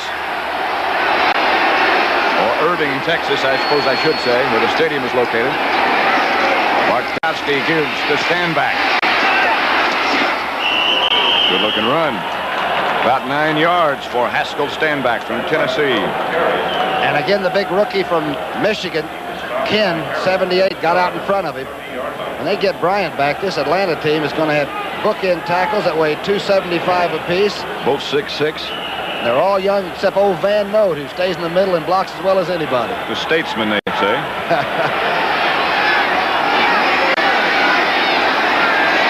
Speed receivers both wide left this time. Rickman, Francis, and nothing doing for Randy White,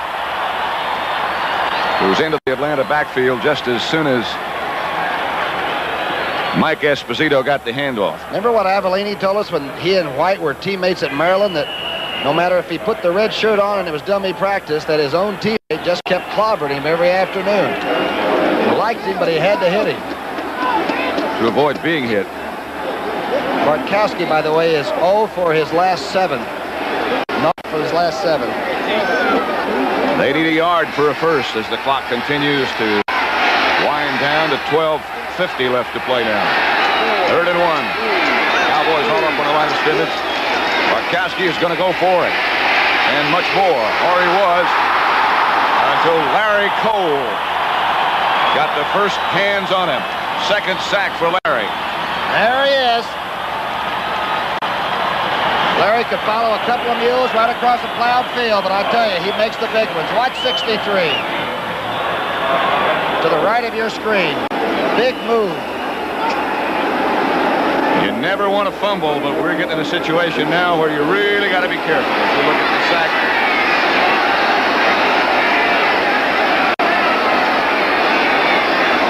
They might be concerned about a missing man. Brazina is sort of the captain of this unit. He blocks in front of James. He's checking things out. Got to be careful. They got 4 seconds left. They'll get it off.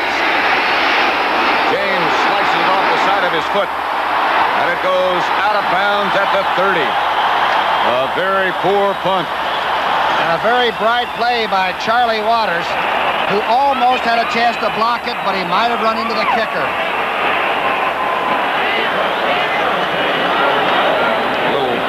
Misunderstanding on the far side of the field. Told you, the losers go home. It's a long winter. The winner will either be here or be in Los Angeles next week, where we'll be. It just depends on who wins. They tell me that the Dallas cheerleaders went to Japan on a trip. And the dollar made a big move.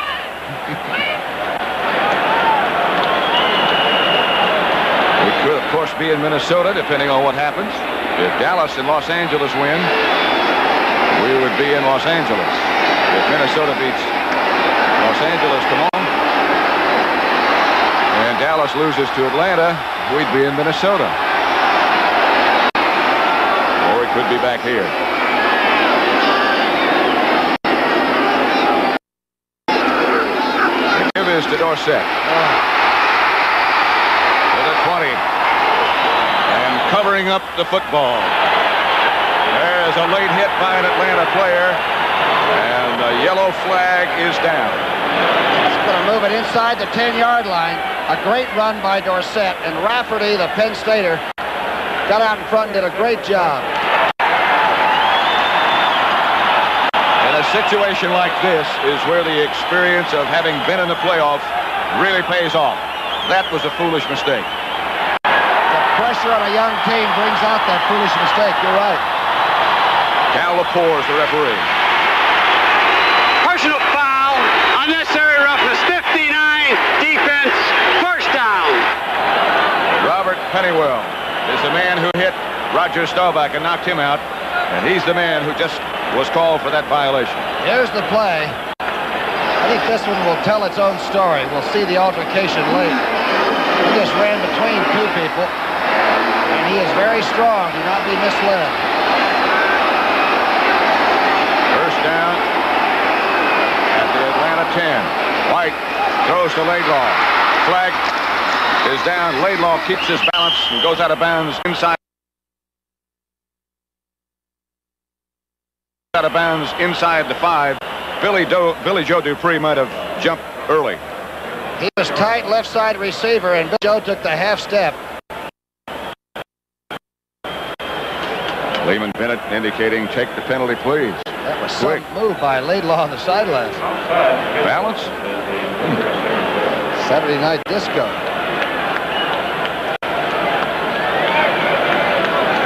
You mentioned at the beginning of the broadcast, we talked about the officials. What did you say? 91 years of NFL experience in this crew. Stan Javi has 20. Side 89, offense, first down. It'll be 1st and 15. Just outside the 15. They could possibly make the first down without scoring a touchdown. Think he goes topside and throws it? On first down? I think so.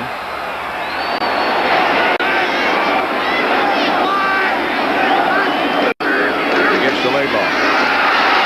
Laidlaw to the 1.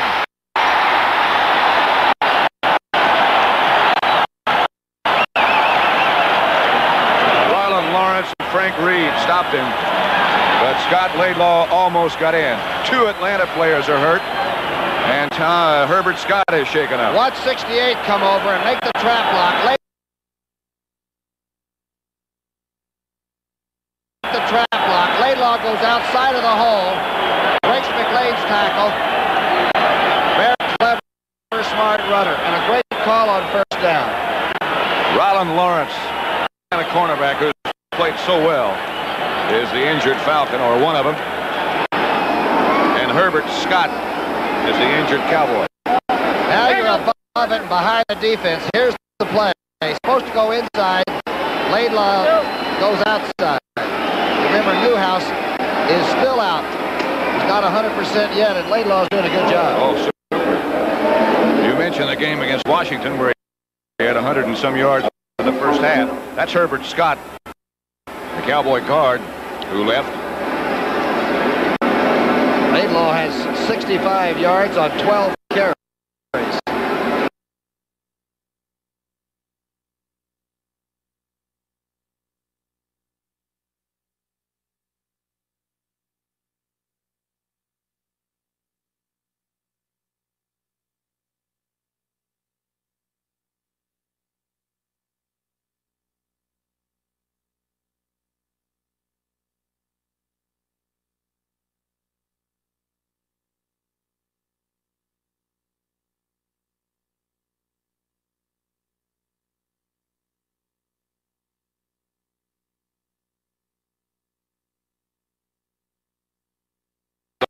Line of scrimmage now from Drew Pearson. Laidlaw and Dorsett behind Danny White. Laidlaw doesn't make it. They say fumble, but he didn't. Robert Honeywell made the stop, and they need about 2 inches, it appears. They could have a first down and score, but just barely. It looked like the hole was there. Rafferty fired out. But up over the top, Pennywell, the linebacker, met him there. He's still away, at least a foot. The word on Herbert Scott is that he has a twisted right ankle and will probably be back. Tell you, in the old days, you'd grab grass, but this is going to be some line of scrimmage. Famawina, and there's 275. The big ones and the mean ones will line up across from. Got it. They have the first down at about the half-foot line. Lawrence, number 22 for Atlanta, up and trying to shake it off. 20-20. Cowboys and the Falcons tied with 10 minutes and 50 seconds left to play. No matter who wins, this has been some contest.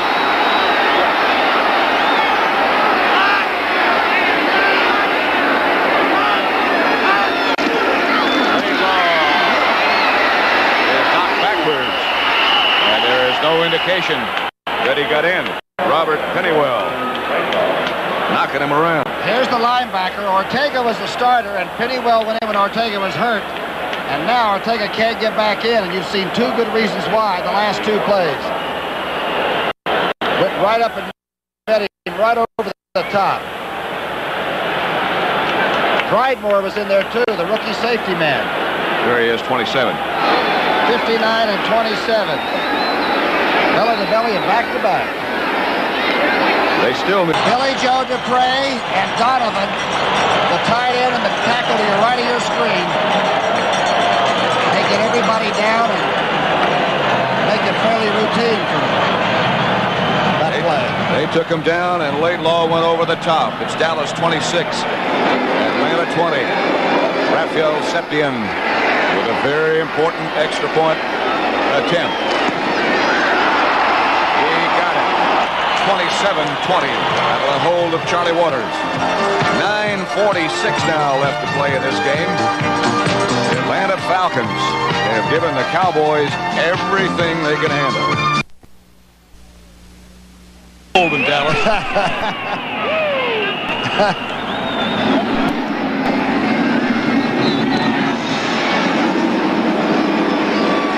The ball goes between the deep men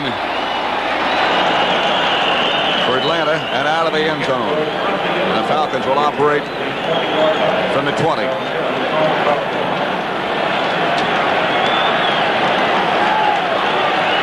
The new look CBS Sports Spectacular, the East-West Shrine game, Duran against Brooks, Hollywood Stunt Competition, the NFL Cheerleader Classic, all that Saturday, January the 6th. The new look. Roberto Duran and Monroe Brooks will be some fight to see, too. I don't know much about Brooks. Good fighter? Know a lot about Duran. Yes, good fighter. Haskell stand back, and Mike Esposito. Screen pass over the head of too tall Jones, and Esposito stays on his feet until he's taken down by Randy White. That's one of those deep screens that's supposed to be behind the line of scrimmage and takes place upfield. Now watch to the right of the right of the screen, and you'll see D.D. Lewis, number 50, get right in the middle of the screen action. Somehow, ball carrier comes out the other side. That happens once in a while. 8 yards. They'll make it 7, 2nd and 3. George Franklin is taken down by Harvey Martin behind the line of scrimmage. He couldn't maintain his balance. There'll be a loss of about 4. Martin's had that bad knee most of the year. You remember the question you asked Tom Landry yesterday? Asked him how was Harvey, and he said he's coming along. He's not what he was, but he's getting there. He was the MVP in the Super Bowl. He's made 3 or 4 plays in the second half when the Cowboys really needed him. Forward roll. They'll make it 3rd and 9, and watch him come now. Oh, boy. Atlanta operates from their own 21. 8:15 now left to play. Bartkowski has people chasing. He almost had Billy Rickman, but he couldn't handle on. Benny Barnes on the coverage, and good coverage. And a great play. Only as the ball touched the hands of Rickman did Barnes go through his shoulder pads. Watch the blocking up front. Scott against Randy White. I'm telling you, there's some contact. Bartkowski has really impressed me, though, moving around in the pocket. As you said before, we'd heard all week about his lack of mobility. But that certainly hasn't shown today. John James back to Pickford Leonard.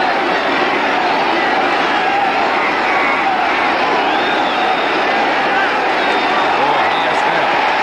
James gets it off. Butch Johnson has some room to operate this time and comes straight ahead. Butch to the 40. That's where Danny White's offensive unit for Dallas will start to operate. Perhaps the 41. Scoreboard clock now 8 minutes, 1 second left to play in the football game, with Dallas ahead now by 7. Key situation here for both clubs, particularly Atlanta. 8 minutes left to play. Dallas ahead by 7, 27-20.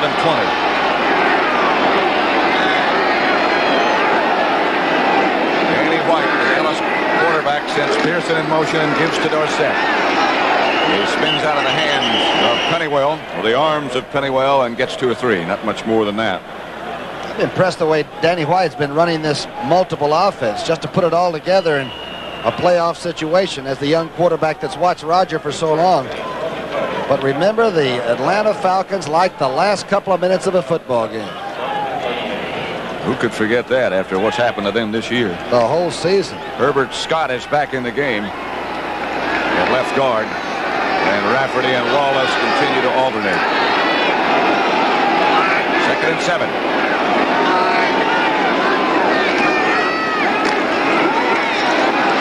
Pearson trying to keep his feet in bounds and trying to watch the ball at the same time. Tipped it out. Rick Bias on the coverage. Jackie Smith was open, by the way. In comes Preston Pearson. I guess that's something else Dallas innovated when they started getting some basketball players to play football. Cornell Green played for years here so well. Pete Gent. And this man is phenomenal on 3rd down.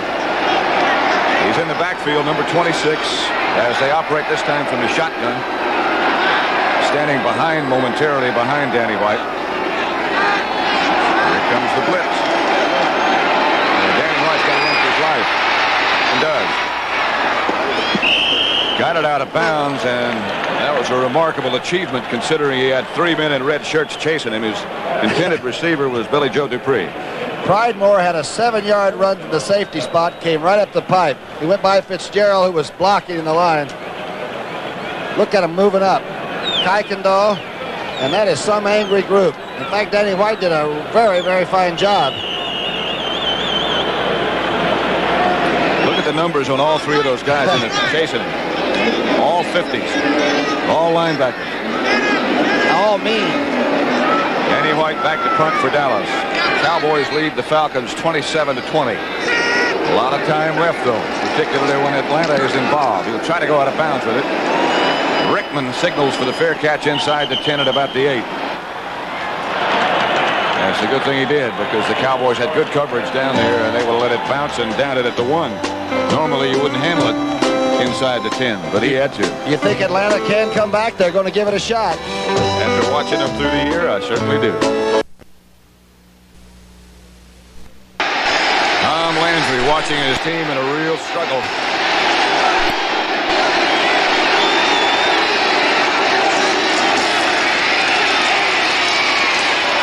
Mike Esposito broke a couple of tackles, but the referees are going to be involved in the next thing that happens because a flag is down already. Dallas really was dropped deep that time. Cliff Harris was 18 yards to the line of scrimmage. Holding against Atlanta is the preliminary indication.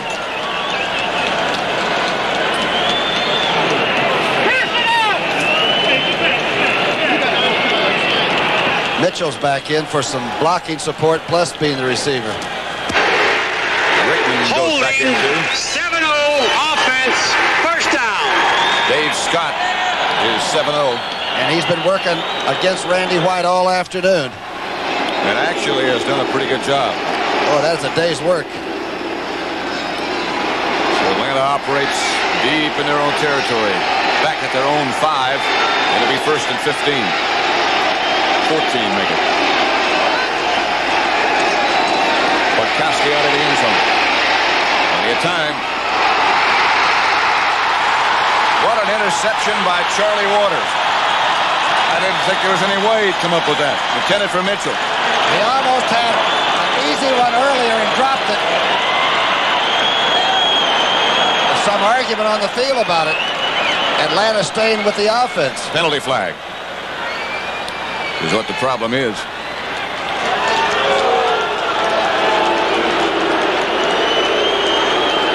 One of the other receivers might have been chugged beyond that 5-yard restricting area. You think by Cliff Harris. What a play Charlie Waters made.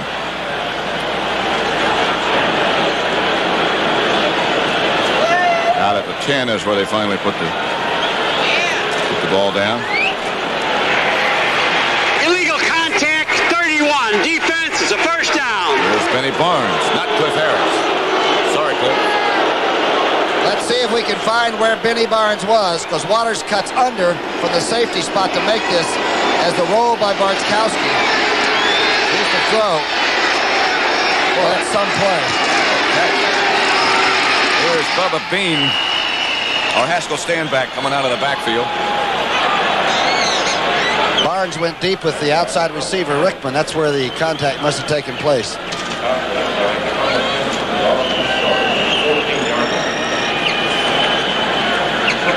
Atlanta's got to get out of this hole before they can really put it up the way they'd like to. 6:20 about will be left by the time they put this ball in play. This game was a sellout, and it still is. Nobody's left. Oh. That will be an Atlanta first down, and they're coming out of that hole, Tom. D.D. Lewis made the tackle. Standback had 43 yards before. You know he left injured. He came back all right. Woo! Took Larry Cole one way, and Randy White ran around a block, and Brunig never got a shot.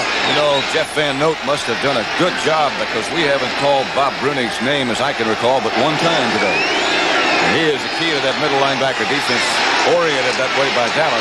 He's got to make a lot of tackles. Van Note, of course, is an excellent center and has been for quite some time. Falcons are out of that hole at the 45. I think it's Wallace Francis who made the catch. It may be Alfred Jackson. It's Francis. Francis is something. He comes across the middle absolutely fearless. And I'll tell you, if you have a family, that's a dangerous spot against the Dallas secondary. He never even looked for anybody, and he did make some contact. It's not all that safe, even if you don't have a family. If you're just a bachelor, you got to worry about that. You may never have a family. Back, and he may have another Atlanta first down in Dallas territory. Charlie Waters made the tackle. Van Note pulled out and got a pretty good block on Henderson, and Standback ran outside of it again. Haskell Standback, look at this, out of the eye.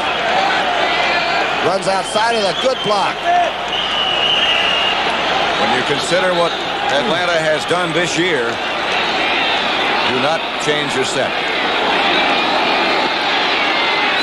Times they have won games in the last 2 minutes. Twice they did it when there was no time left on the clock.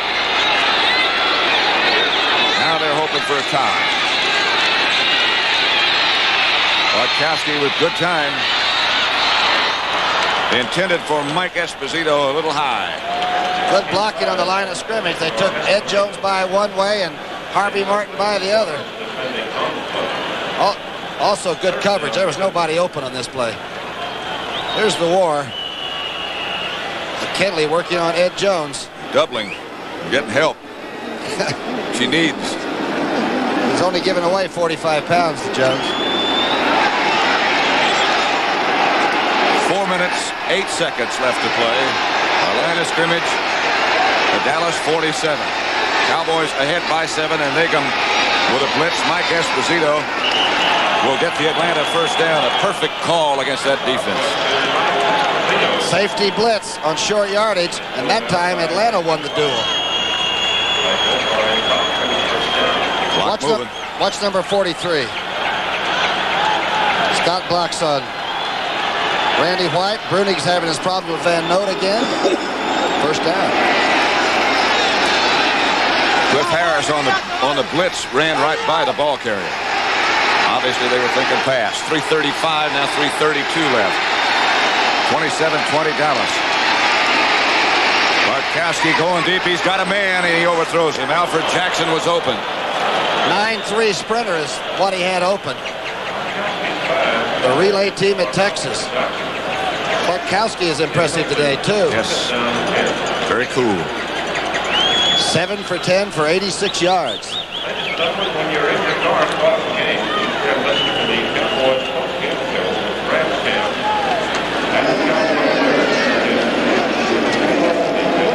He had missed 7 in a row at one point. So that statistic has to be an error. Second and 10 at the Dallas 41. Bartkowski has Esposito and Stanback in the backfield. The throw is outside, intended for Dennis Pearson. One of those timed type passes. It was thrown just a little bit off time. That might have been an audible checkoff because Henderson and Waters both blitzed. Bartkowski did not have much choice. Aaron Kyle, the Dallas defender. Randy Hughes came too. Danny White has quarterbacked the Dallas Cowboys since the second quarter when Roger Staubach left with a concussion. Bartkowski now faces third down. They started back inside their own 10, and they put together a good long drive. Bartkowski chased. Oh, what a play to Wallace Francis. And the pass is complete. Francis' 6th catch of the day. And a great effort by Bartkowski. But he ran out of the pocket, so there will not be any roughing the passer.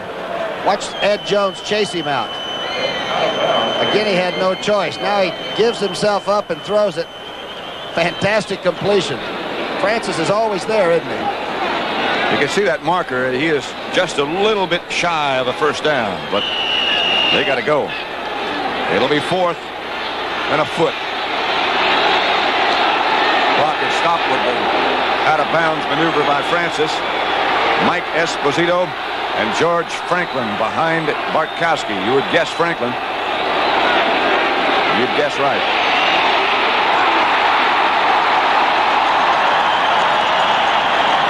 Believe he got it. Dallas doesn't think he did. Their offensive unit's already on the field. It's going to be close. 3:09 left. Close enough for them to measure.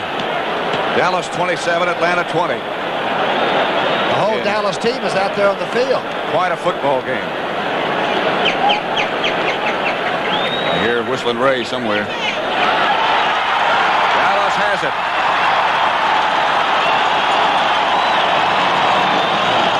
Wow.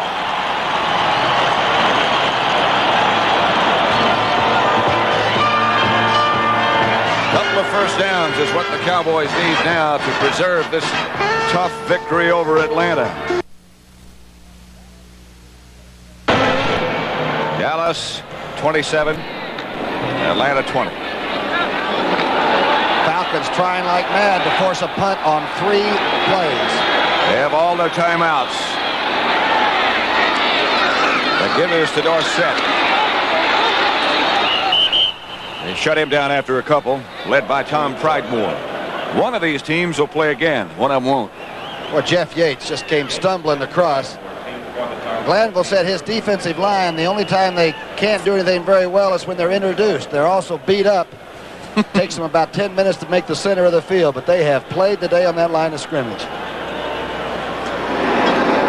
Yates, Bailey, Lewis, Murrow, Edgar Fields, Famuina. They've been tough. Make it 2nd and 7, Dallas. Dorsett and Laidlaw operate behind Danny White. And Danny White has Jackie Smith wide open. He will have the Dallas first down. He gets inside Atlanta territory. The 3rd catch of the day for Jackie Smith. And he keeps taking each ball. I don't think he'll retire. There was some talk he might give up after 16 years. It looks like he's found the fountain of youth again. He's happy to be here, but the happiness on the Atlanta bench, you can't see. Oh, but they came from the other side of the great beyond. What a year. And the town really responded to the Atlanta team. Roger Staubach with the gloves on and with the cap on, up by Mike Ditka. Doesn't appear that he is seriously hurt. Very fine mist has started to fall.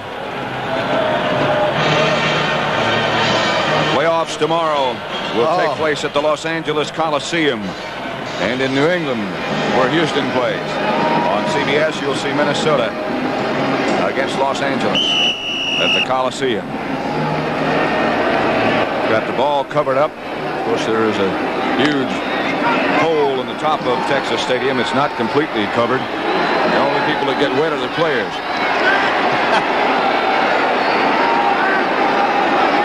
At the 46. Both tight ends, Jackie Smith and Dupree, in the game as Dorsett swings behind Laidlaw. Stays on his feet, goes out of bounds on the far side of the field, stopped by Greg Brzezina. He did not get out of bounds, and so the clock continues to run. And the pursuit of that Atlanta team still is something to see. The entire 11 red shirts were right with Dorsett on the far sidelines. He's got the breath knocked out of him a little bit, too. Dorsett goes out, and Preston Pearson comes in to take his place. Drew Pearson already in the game.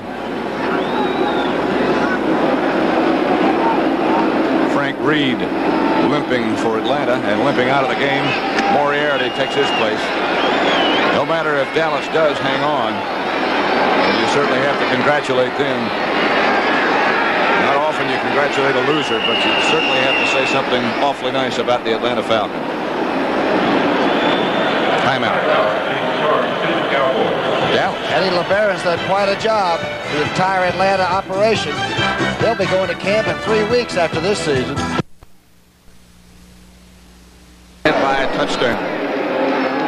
These two coaches, Tom Landry and Leland Bennett, perhaps should try the profit business. Billy Joe Dupree is the intended receiver. I don't understand the play. I don't either. Over on the Dallas bench, Thomas Henderson and Tony Dorsett talking about the Super Bowl. If the Cowboys win and Los Angeles should lose to Minnesota tomorrow, the Cowboys would host the NFC Championship game next Sunday here at Texas Stadium. If that happens, the Cowboys announced that tickets for that game would go on sale at Moody Coliseum on the campus of SMU and at the Central Ticket Agency in Fort Worth immediately following the conclusion of this game, of the Rams-Viking game, I should say. It would remain on sale for 2 hours. The sale would resume at the Cowboy ticket office and Expressway Tower at 10 o'clock New Year's Day. And I'll tell you about the rest of the ticket information in just a minute. Third down, Dallas. And again, the ball goes in the air. Tony Hill is saying illegal contact was made with Rick Bias, and it looked like he had a legitimate complaint. Rick is still battling, though, isn't he? He was going for the ball, and I imagine the official looked up to see where his hands and eyes were.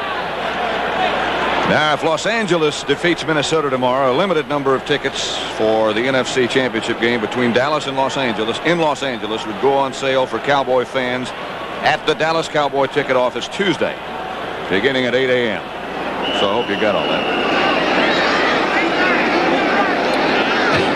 Cowboys 27, Falcons 20. And almost a minute left. Getting White back to punt for Dallas. Atlanta has all 3 timeouts left and 59 seconds on the scoreboard clock. So, keeping in mind their history, don't leave.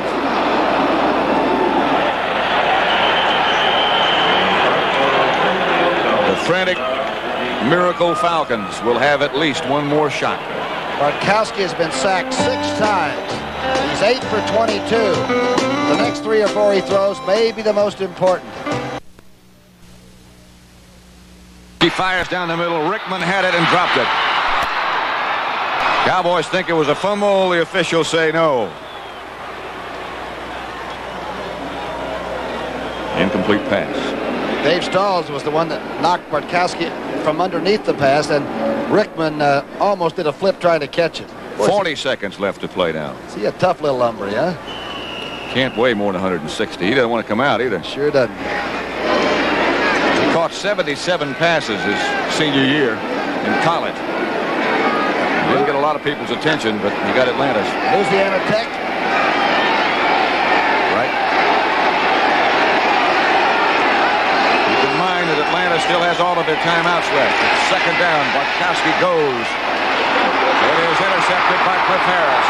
The intended receiver fell down, and that should do it. The defending Super Bowl champions will have another chance to defend. the game. Alfred Jackson was the intended receiver, and he fell down. Steve Bartkowski, dejected, of course, right now. Bartkowski's proven he is certainly going to be a great quarterback down there for a long time. It might have been Francis trying to come across. Or Jackson, let's see. Not bad protection. There's the receiver on the ground. Almost fair caught by Cliff Harris. He was very careful. Dallas cheerleaders finally, after a long struggle today, do have something to cheer about. Atlanta led 7-3. At one time they led 20-13. Can't say enough about the job that Danny White has done.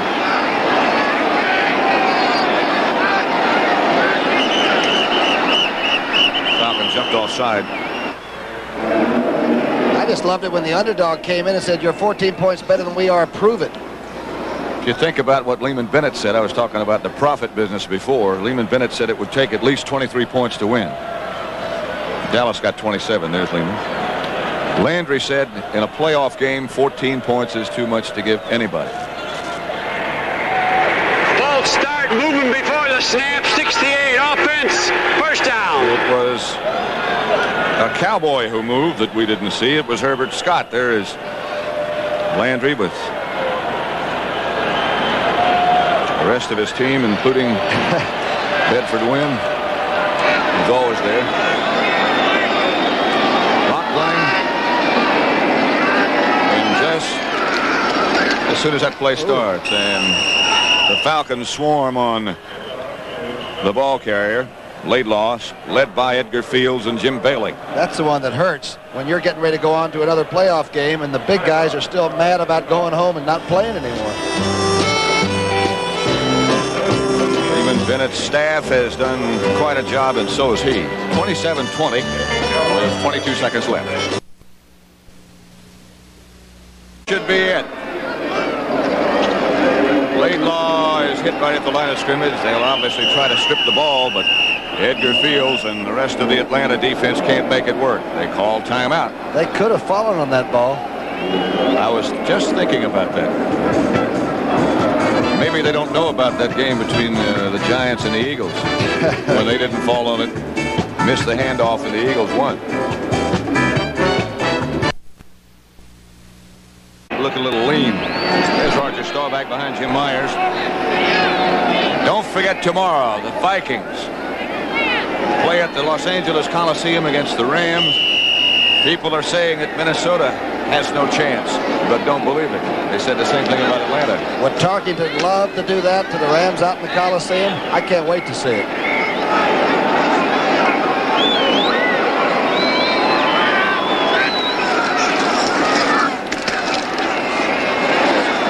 Preston Pearson just sort of sifting around, hoping the clock will run out, and again, they chose not to fall on it. And again, Atlanta calls a timeout. Maybe that's a Western custom. You don't give up until the final gun or something. I don't know.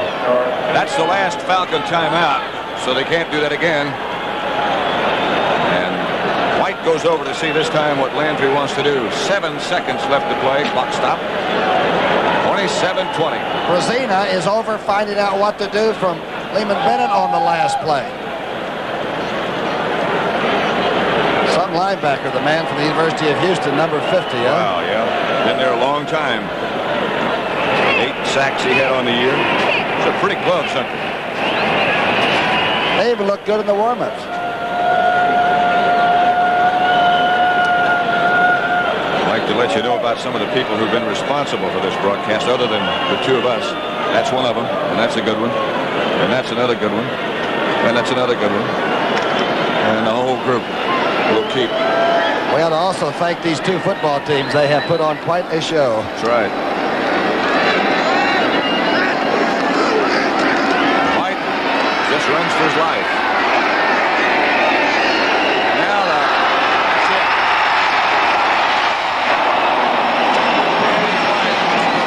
Run out as the Dallas Cowboys the defending world champions will have a chance to defend one more time.